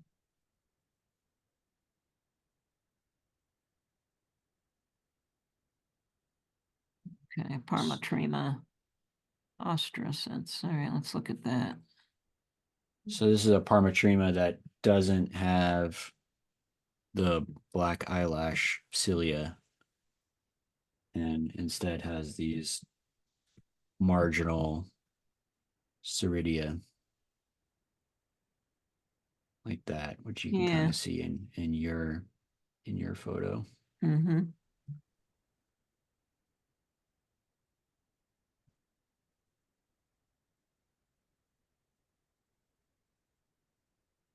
Okay.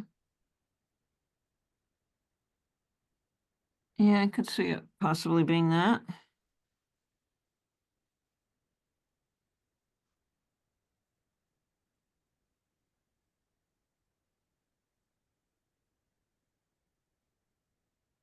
This is a species that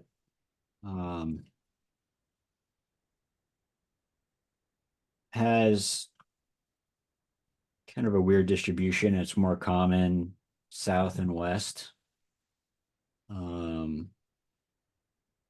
And wasn't, see, I don't think it was, see what the herbarium. record is for it. New Jersey. It's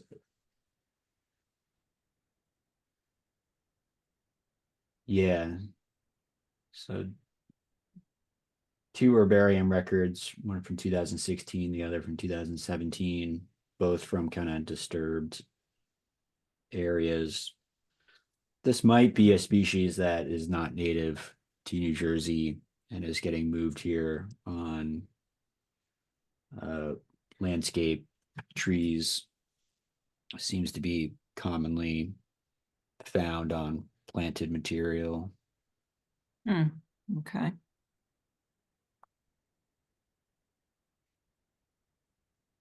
All right, well, good. Dorothy saw it, so she may have actually taken some of it home to look at, so I'll check with her too to see if she came up with something on it, but thank you for giving that a look. Yeah, if it is Austrosynense, C test on the medulla would be the most definitive test. It should be C plus red. Okay. And for the seed test, I'm actually putting together a lichen test kit. Can I just use chlorine? Have you Not reviewed it? not chlorine. You can use bleach. Bleach. That's what I meant. Sorry. Does it need to be? I read somewhere that it needs to be like a specific, not store-bought bleach, like a specific, maybe the baby bleaches might work better than I'm not Clorox. sure. Clorox.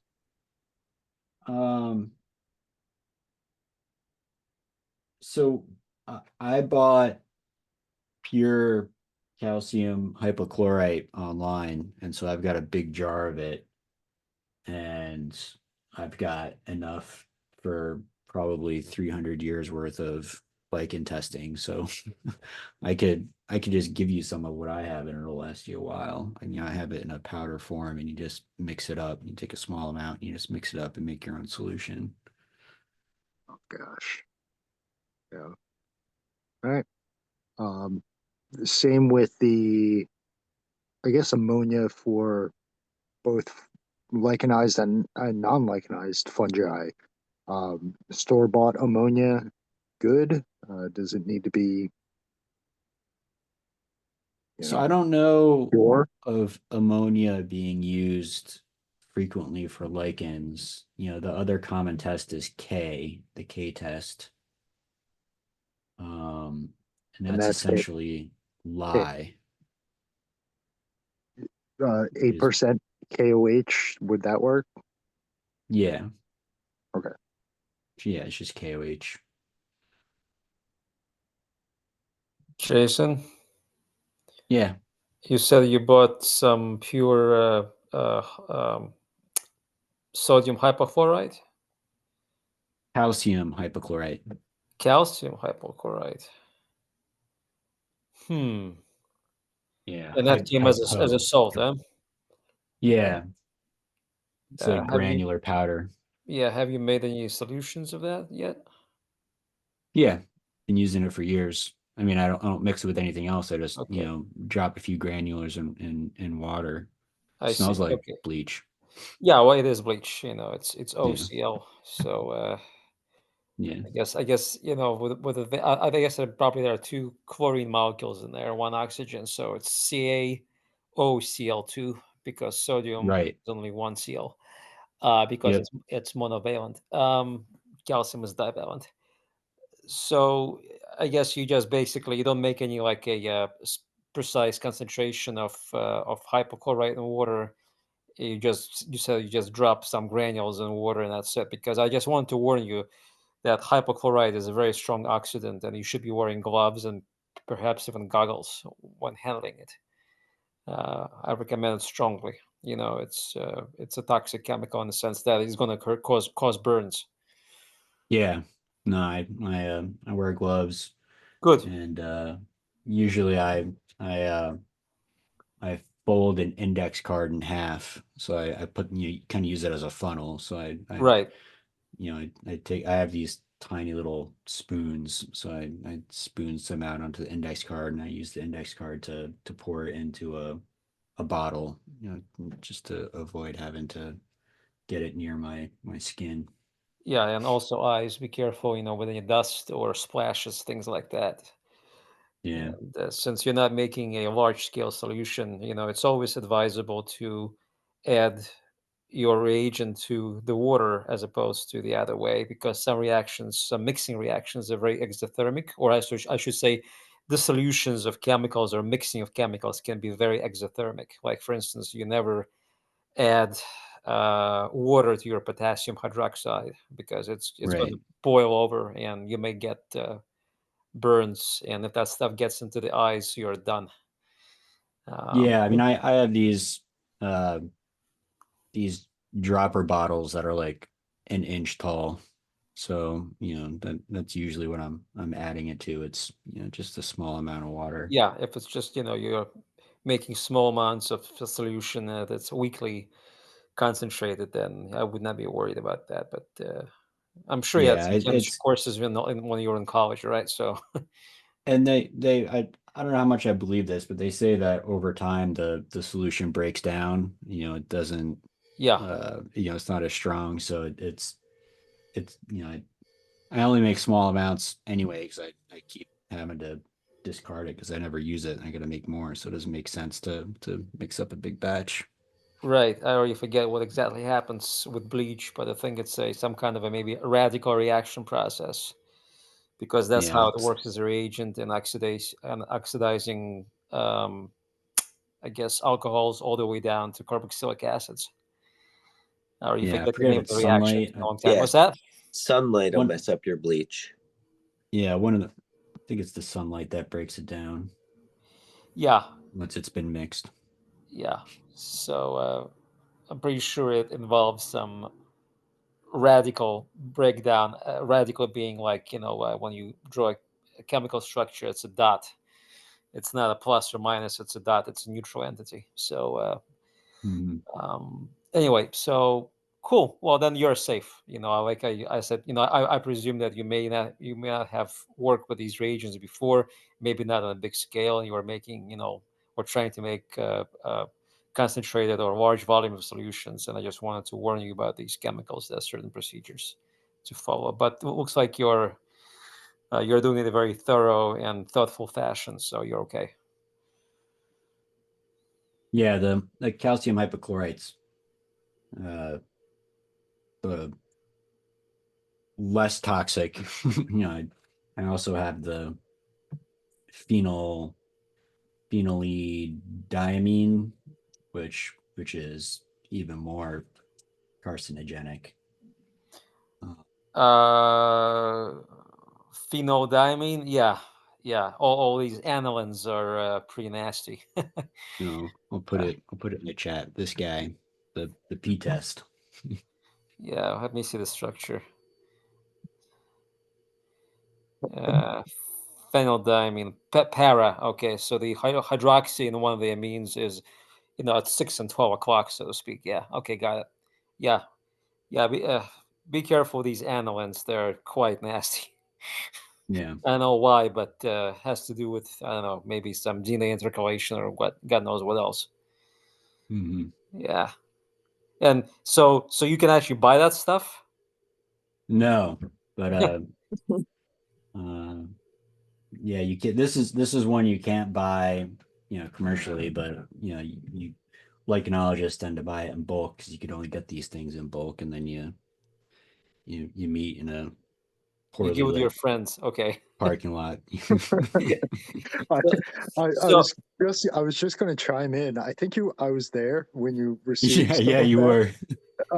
Yep. and you proceeded to fake spike it on the ground, which was one of the funniest things I ever saw.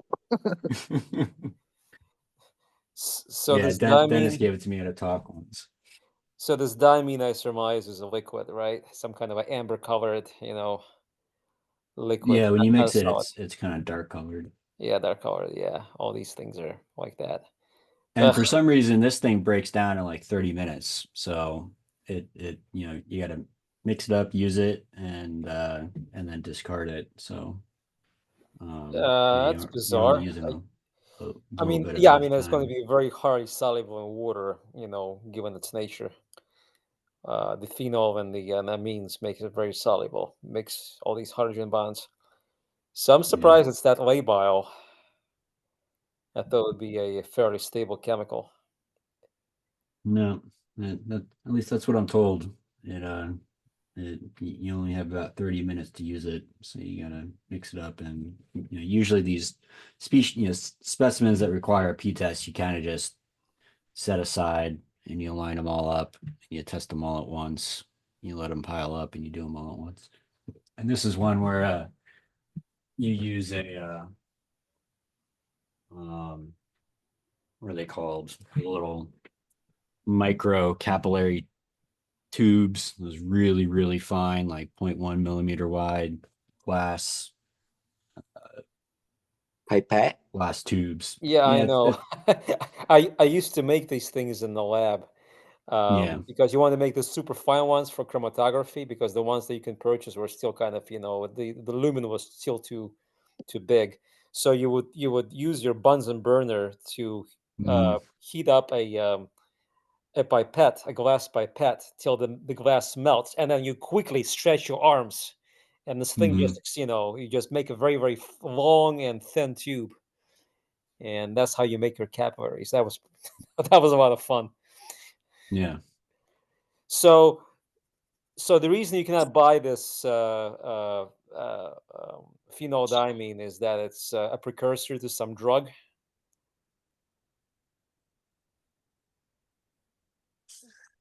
or why can't you Like, just buy it commercially?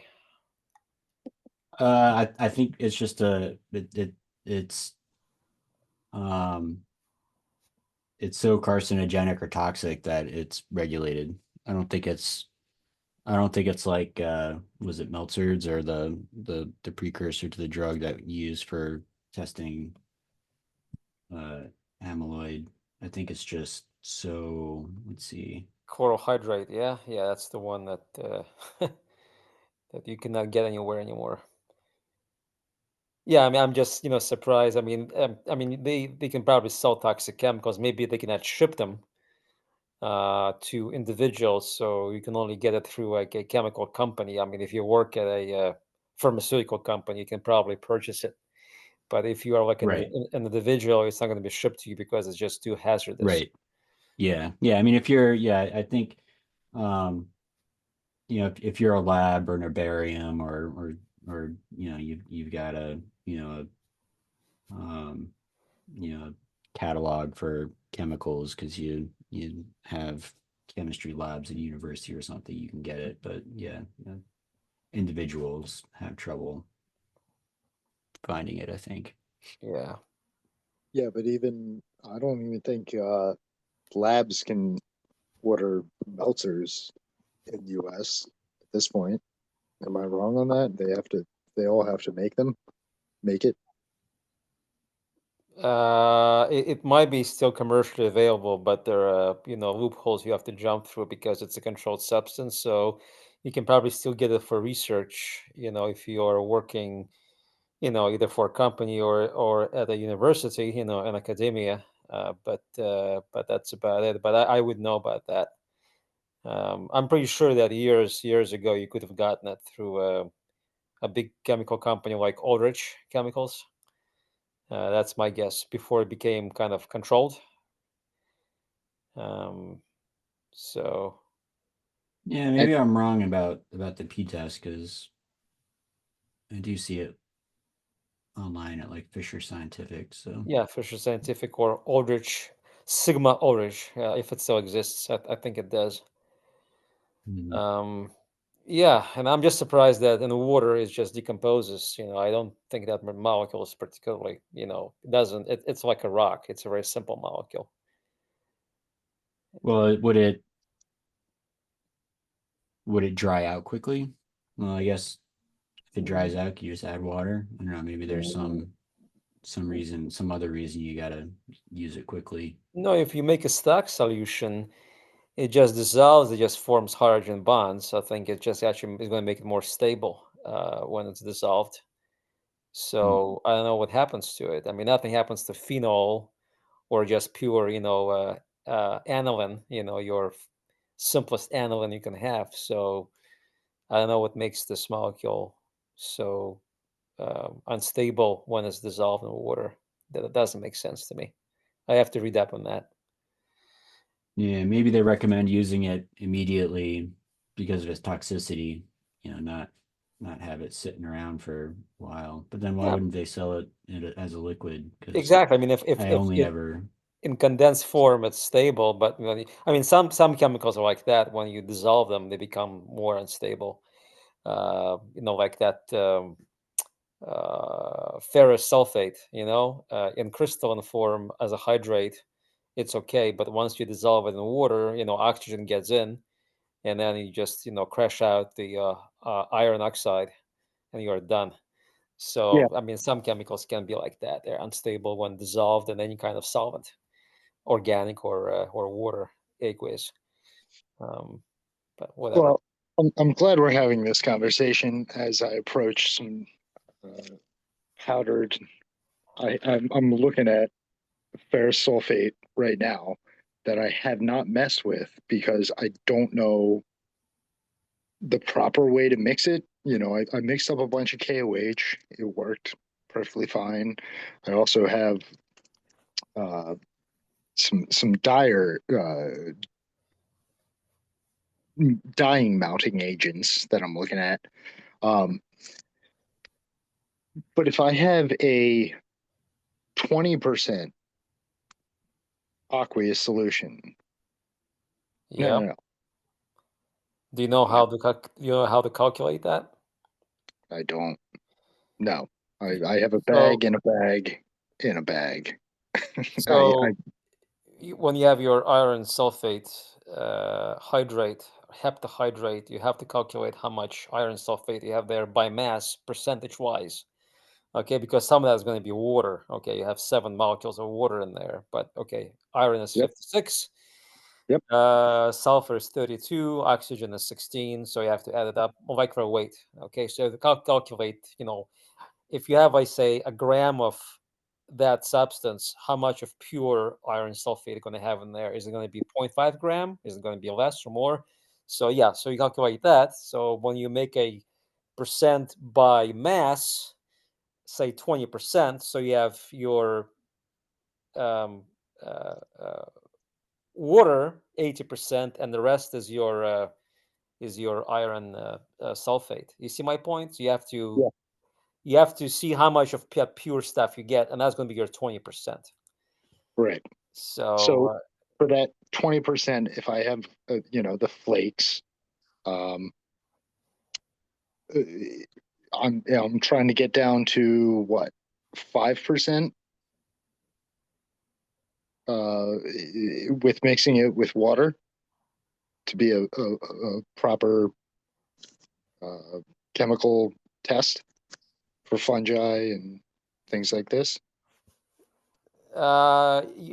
you'll wind up diluting it with less water because you already have water in the crystalline compound. Okay, so like I said, you have to really calculate the mass of iron sulfate in a given mass of that crystalline material, right? And then you add up the right amount of water such that whatever mass of iron sulfate you have, is going to constitute 20% of that total mass of water.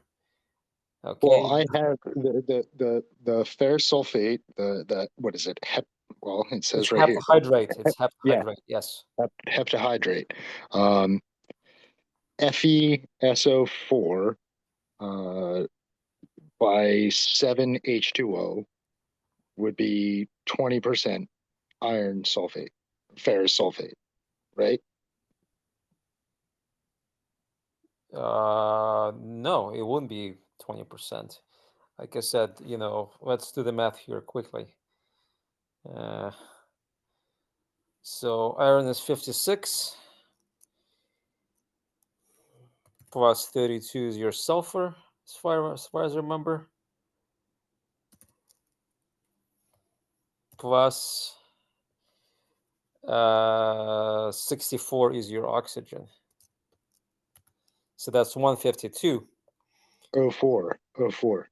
16 times 4. 16 times Okay. 4, 64. Yeah, so it's 152. Now water is 18 times 7.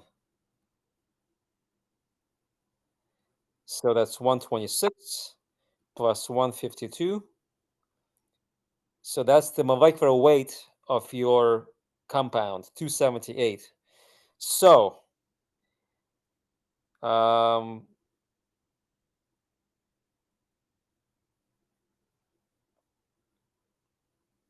152 by 178. Sorry, 278, I said, right? Mm-hmm. 78, yeah. Is 55%. So in that iron sulfate heptahydrate, iron sulfate itself constitutes 55% of the weight. Okay. So Okay. so here we go. If you have 20 grams of your crystalline material, okay, Mm-hmm. 20 grams. Yep.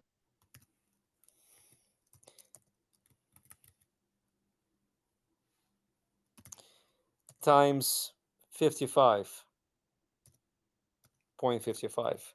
11 grams of that is iron. So that means that the total number of grams of water is going to be 89, but you already have 9 grams, so you just add another 80. So you would add. And that's going to be 11% by volume.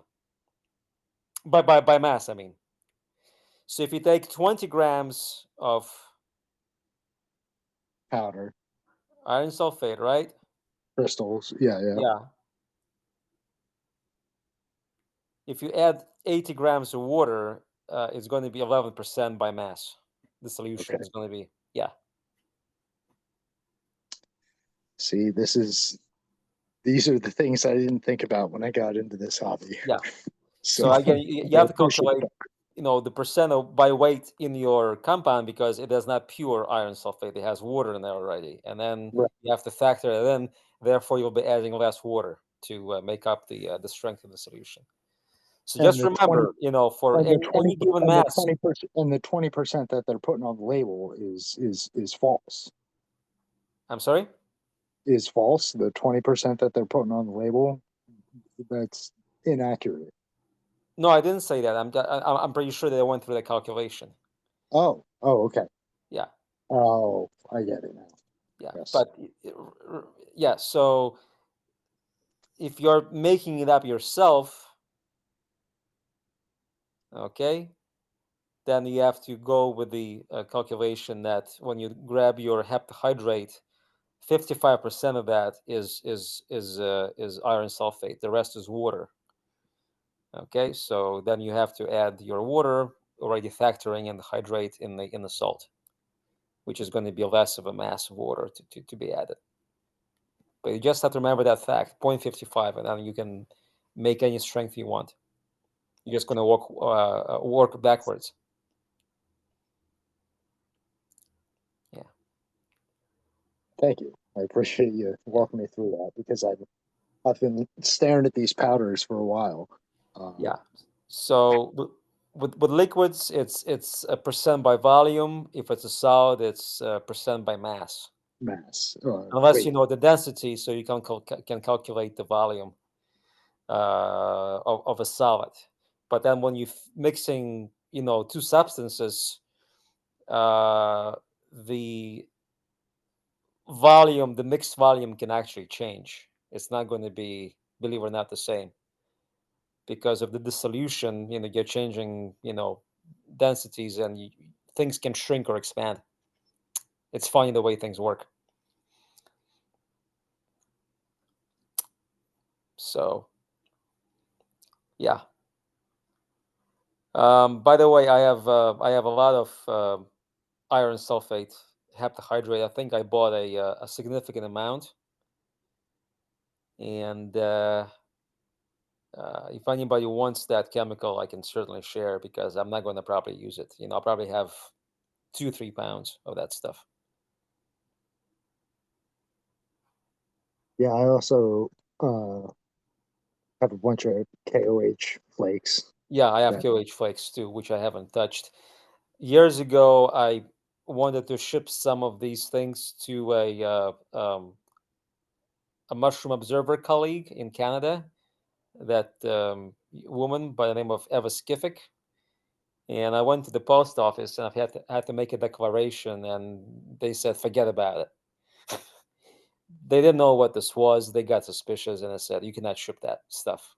And that was just potassium hydroxide flakes, not even as a solution, and Oh, also wow. solid iron sulfate heptahydrate. So USPS refused to ship it. They flipped through some books and they said, forget about it. And I went to FedEx, and these people almost went ballistic too. So I got stuck with a large shipment of these chemicals that I don't really use much. Yeah, and the other powder that I haven't done anything with is I think it's Congo red. Let me double check real quick. But it's in a powder form. Yeah, Congo red is yeah. And you got to get it to like 3%. So I have 50 milliliter bottles. I just kind of want to put a tiny little bit into a 50 milliliter bottle, right? I don't even know how to measure that. I don't have the tools to measure. Yeah, you need a scales. I have scales. I have a jeweler's balance. I think it goes to 50 grams. Ah, gotcha. Yeah. Yeah. So you can get them cheaply. I mean, I think I bought mine years ago for like $50, and it's barely working. It's made in China. Yeah, I have digital scale. Yeah, It's cool. it's digital. Yeah. I It's a also have good the old it's a good fashioned. one, but Yeah. it doesn't get me down to measuring a quarter teaspoon amount of material. Yeah, but if it's a 5% solution, so for every 95 grams of water, you put 5 grams of that stuff.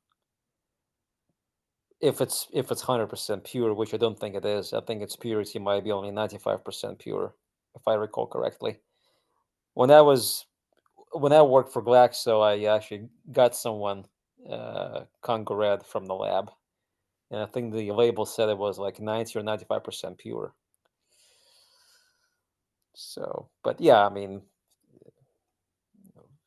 5% solution is, yeah, by mass, it's not a big deal. I mean, you can just weigh it out and that's it. Yeah. Yeah, I always think about making these things in one bottle increments, but like with the KOH, I had to do for the weight and math to work for me. I had to make like 3 or 4 bottles, so I have 4 bottles of KOH just because I had to make that amount to make the Yeah, math work. I don't think I ever made. I still have that KOH solution that I got from John Plishke when he taught that workshop. I forget where in Vermont was it 8 years ago, something like that, or was it New York in 2018? I don't remember, but it's been like whatever, 6 or 7 years at least before the pandemic. But yeah, I have tons of flakes. Yeah, I just woke up. Welcome, Dave. 2018 was New York. What's that?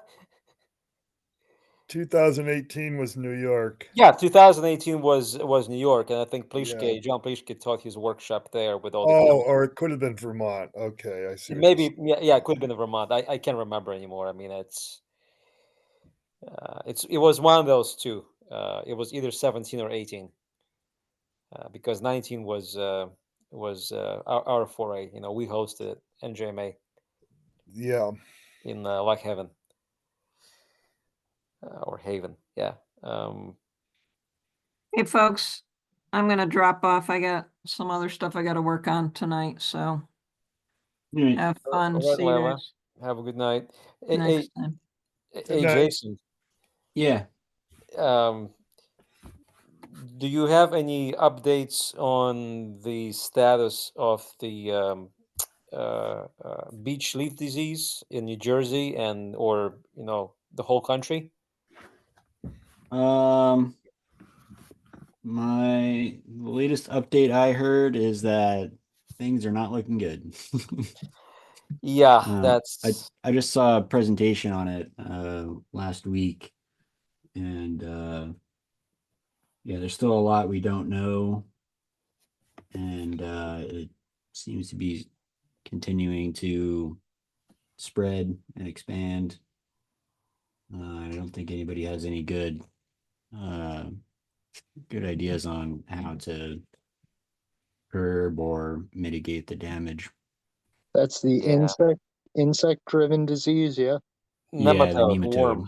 Nematode. Okay. Yeah. Yeah. Yeah, Microscopic they worm. think anecdotally they've noticed that the beach leaf disease is attacking younger beech trees more so than older ones. Mm-hmm. And the older beech trees are more likely to become susceptible to the beech bark disease.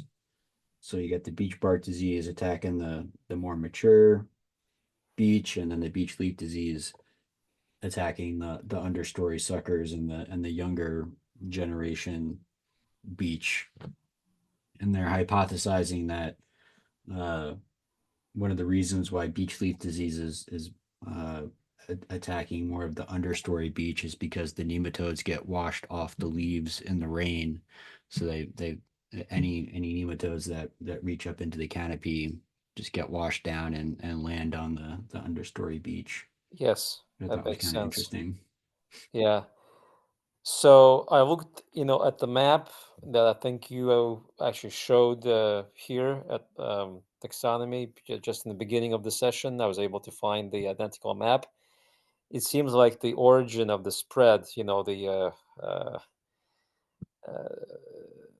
the geographical area where it was first observed in 2012 was coastal Ohio, or near the lake, Erie, I think, right? It was one of those counties adjacent to the Yeah, lake, and then from there it spread both east and north and south.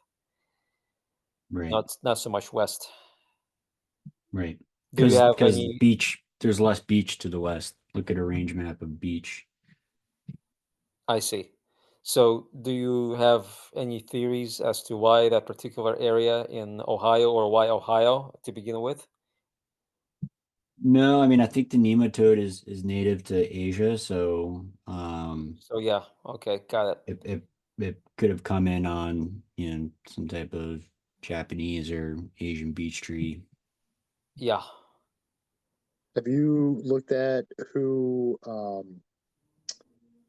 is recording those observations? Because I have been finding that a lot of uh, parasitic things that I've been looking at recently, they're being heavily studied in Ohio and Indiana, uh, Michigan as well. That kind of part of the country. So I wonder if there are just specific people looking at these things.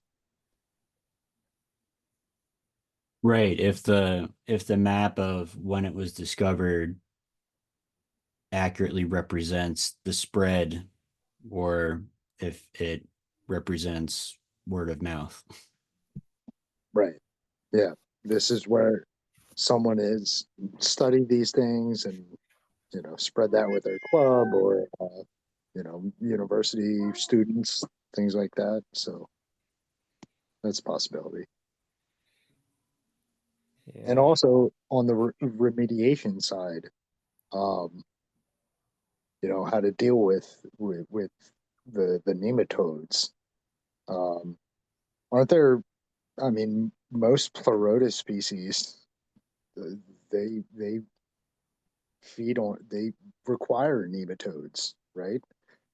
So I wonder if that's a viable option there. Except that these nematodes, they are crawling on the leaves. And, I read recently that a single leaf, I think these things reproduce, and a single leaf can harbor, up to 10,000 nematodes. Oh yeah, okay, yeah, that's And crazy. they overwinter in the buds, in the leaf buds. So when the tree, that survives the onslaught of the nematodes from the previous year, produces leaves in the spring, they already have, the nematodes in them. So, I also read in that paper that basically looking at the death rates of both the saplings and mature trees, if this thing is not controlled in any way, won't have any beech trees in the next 15 years. Yeah, I remember when I first learned about beech leaf disease. I think I learned about it in 2021, Mm-hmm. and because it had been recorded from nearby New Jersey. Maybe there was a one or two records from New Jersey, but I remember the whole summer of 2021, I was actively looking for it and didn't find any until 2022. And 2022, I found it everywhere. So it was like within that year, it definitely appeared in New Jersey. That wasn't, word of mouth or just people who, more people learned about it. Like, there was an explosion of that in New Jersey between those Yes. 2 years. And in that map, it first showed up in the northern and northwestern counties in New Jersey in 2020. Mhm. And you were at the Green Turtle Pond foray last year, right? With us. Yes. Yeah, I mean Yeah. that forest was entirely consumed by that thing. Yeah. Now it's a struggle to find a beech tree without it. Exactly. And So how I think that maybe predates my joining of the club, or at least knowledge of how fungi affect the natural world. Um, it's a detrimental nematode. Yeah, so it's killing that tree. Is that correct? Yeah. it's killing Yeah. that tree because it destroys the process of photosynthesis. Okay, the leaves, chlorophyll disappears. The tree cannot make sugar, and it's Wow. basically a Yeah. Yeah. starvation Yeah. Sure. process. Yeah. If Oh, it doesn't have, if it doesn't have leaves, it can't photosynthesize. Enough, End of yes, sen- sugars end to of right. sentence. Yeah. Wow. You got to wonder too if there's like a second half to that nematode's life cycle. I mean, has a nematode going from tree to tree across a whole state in a year? They yeah. say, I'm sorry. Go ahead. I'm trying to remember what they said in the presentation. There was something, wind, birds. Birds, insects, humans, we all spread this thing. Yeah, I would have to think that there would be something, fairly also beach related. It. I mean, if you have A like say, beetle or something. yeah, if you have a tree in a stand that's affected by it, that most likely that entire stand is going to be affected because Wait, of the rain. It's just going to transfer with the rain onto adjacent trees and eventually colonize the whole thing. But if you are talking about distribution, by great distances, then it has to be something flying. Okay, like Yeah, a, that's a what I'm beetle or a fly or a bird. right. wait, are we talking about those little dancing suckers? No, no, no, no, no, no, no, no. No. Those are innocuous, I think. No, we're talking about worms, Yeah. small Okay. Yeah, Yeah. microscopic worms. microscopic worms. You Yeah. cannot even The see them by the naked eye. You can't. the the boogie woogie aphids are native. Yeah. I mean, Okay. the aphids fly. Maybe Aphids don't maybe fly. it could be hitching a ride with them. Right. Well, once something crawls, on these contaminated leaves, and then goes to another, part of the tree or another branch or Yeah. whatever. It's Yeah, got that's how you spores. transfer these things. It's Because the got nematodes, spores on it, right? Probably an infected tree, and then those little dancing buggers fly to another tree.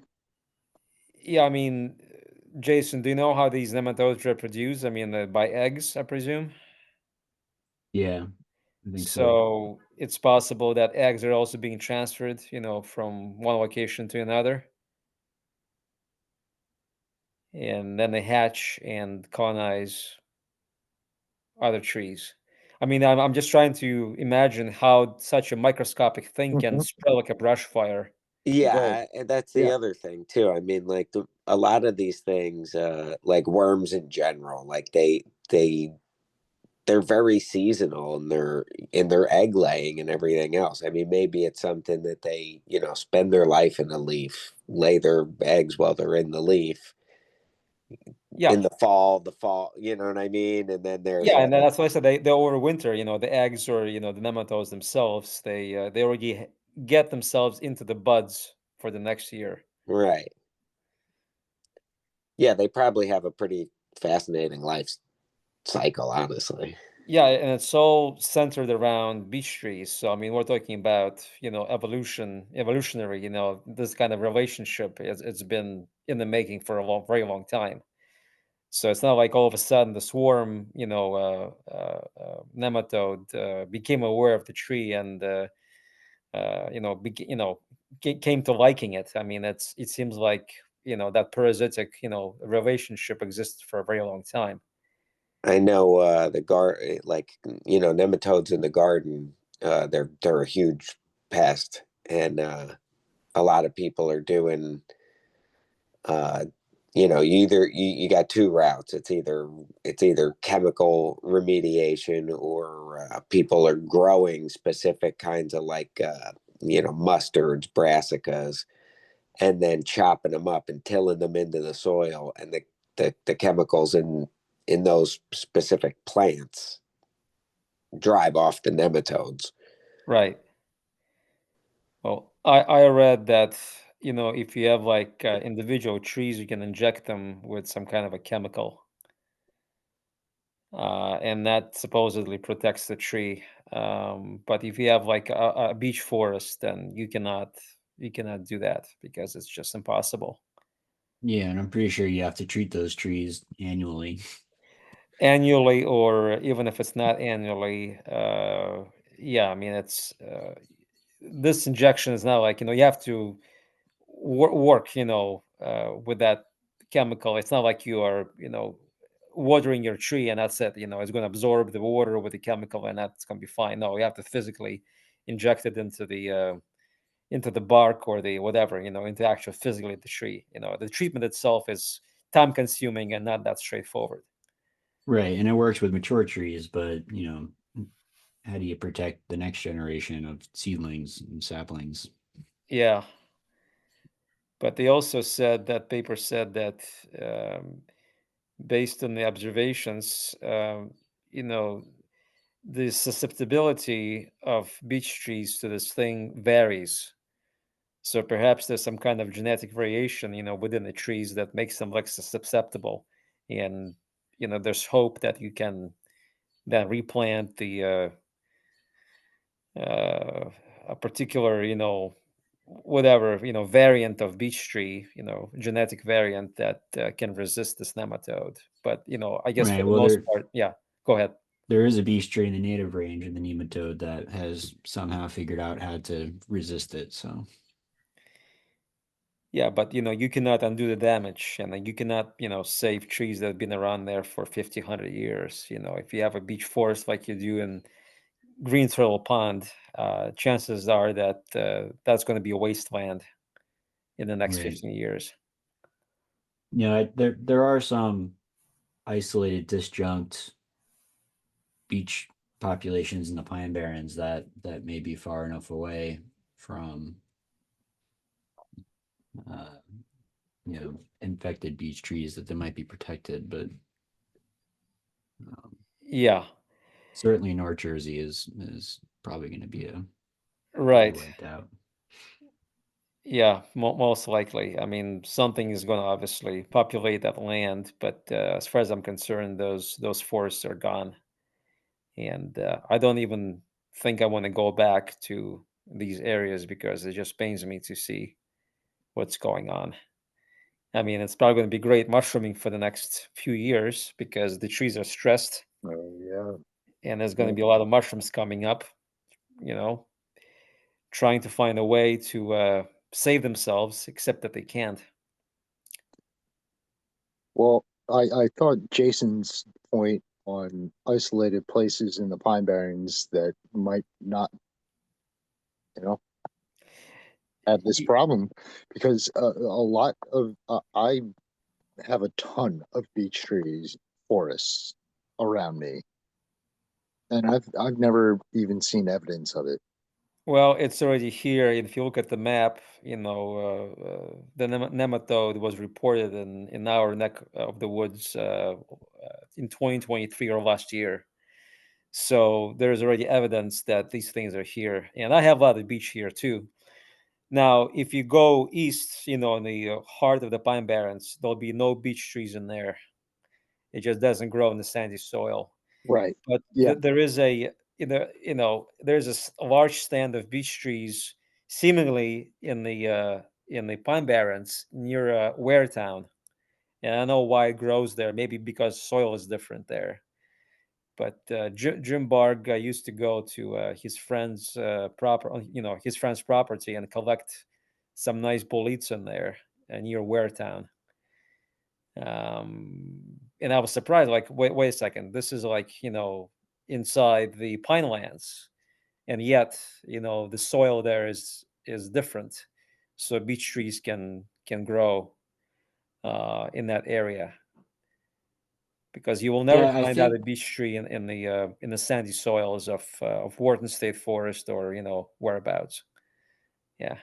Well, you can find beech trees down in Cumberland County and Salem County on sandy soil. I think the reason why you don't see beech in Wharton and Brendan Burn is less to do with the soil and more to do with the fire, because beech is such a fire sensitive species, that when you have areas that burn as frequently as you do in the Pine Barrens that are dominated by pine, you don't get beech, which is why it is kind of odd that Waretown, you know, the fire regime on the east side of the Pine Barrens is higher. It's more frequent than the west side because fires tend to move west to east. So you get a fire that starts anywhere in the Pine Barrens, and it's most likely to move, towards the coast.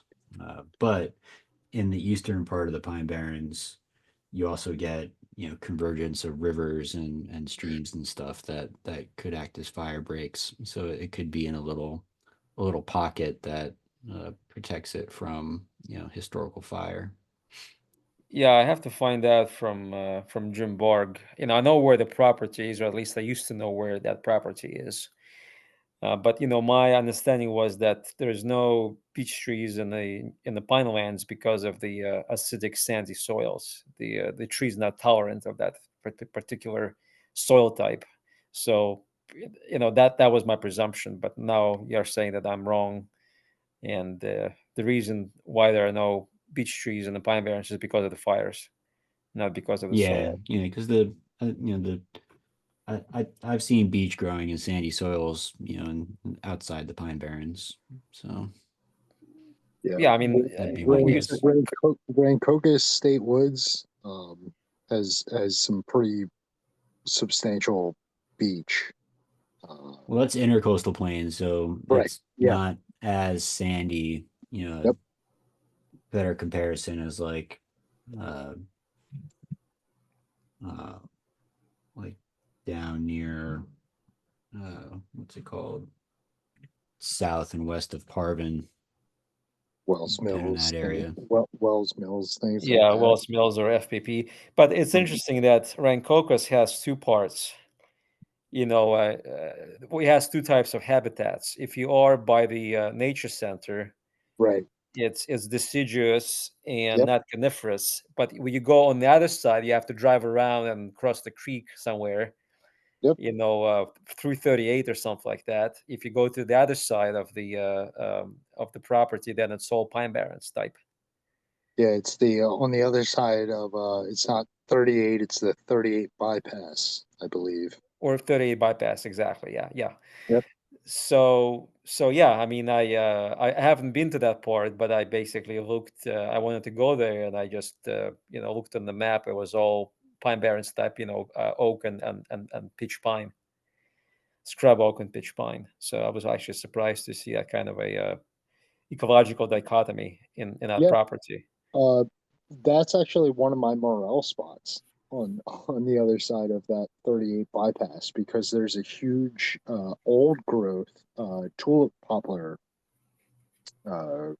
grove, I guess you would call it. Yep. But yeah, bunch of hardwoods, oaks, tulip poplar, beech, things like that. So yeah, you're right. Yeah, I don't remember the last time I actually went to Rancocas. I never thought about that place as being particularly good. I mean, we used to foray in there with the club, but I think the last time was 2016. I think we haven't been there for like almost like 10 years.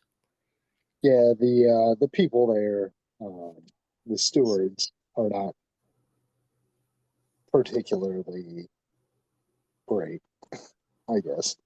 That's the best way to put that. I've talked to them a couple times. Yeah, I don't But know why Nina stopped, crossed that place out from the foray schedule. It might have been because the place wasn't very good, or because they had issues with the staff. I don't remember, because we had things like that happen with other locations like Manasquan. They were really rude to us one year, and we just left them, and didn't even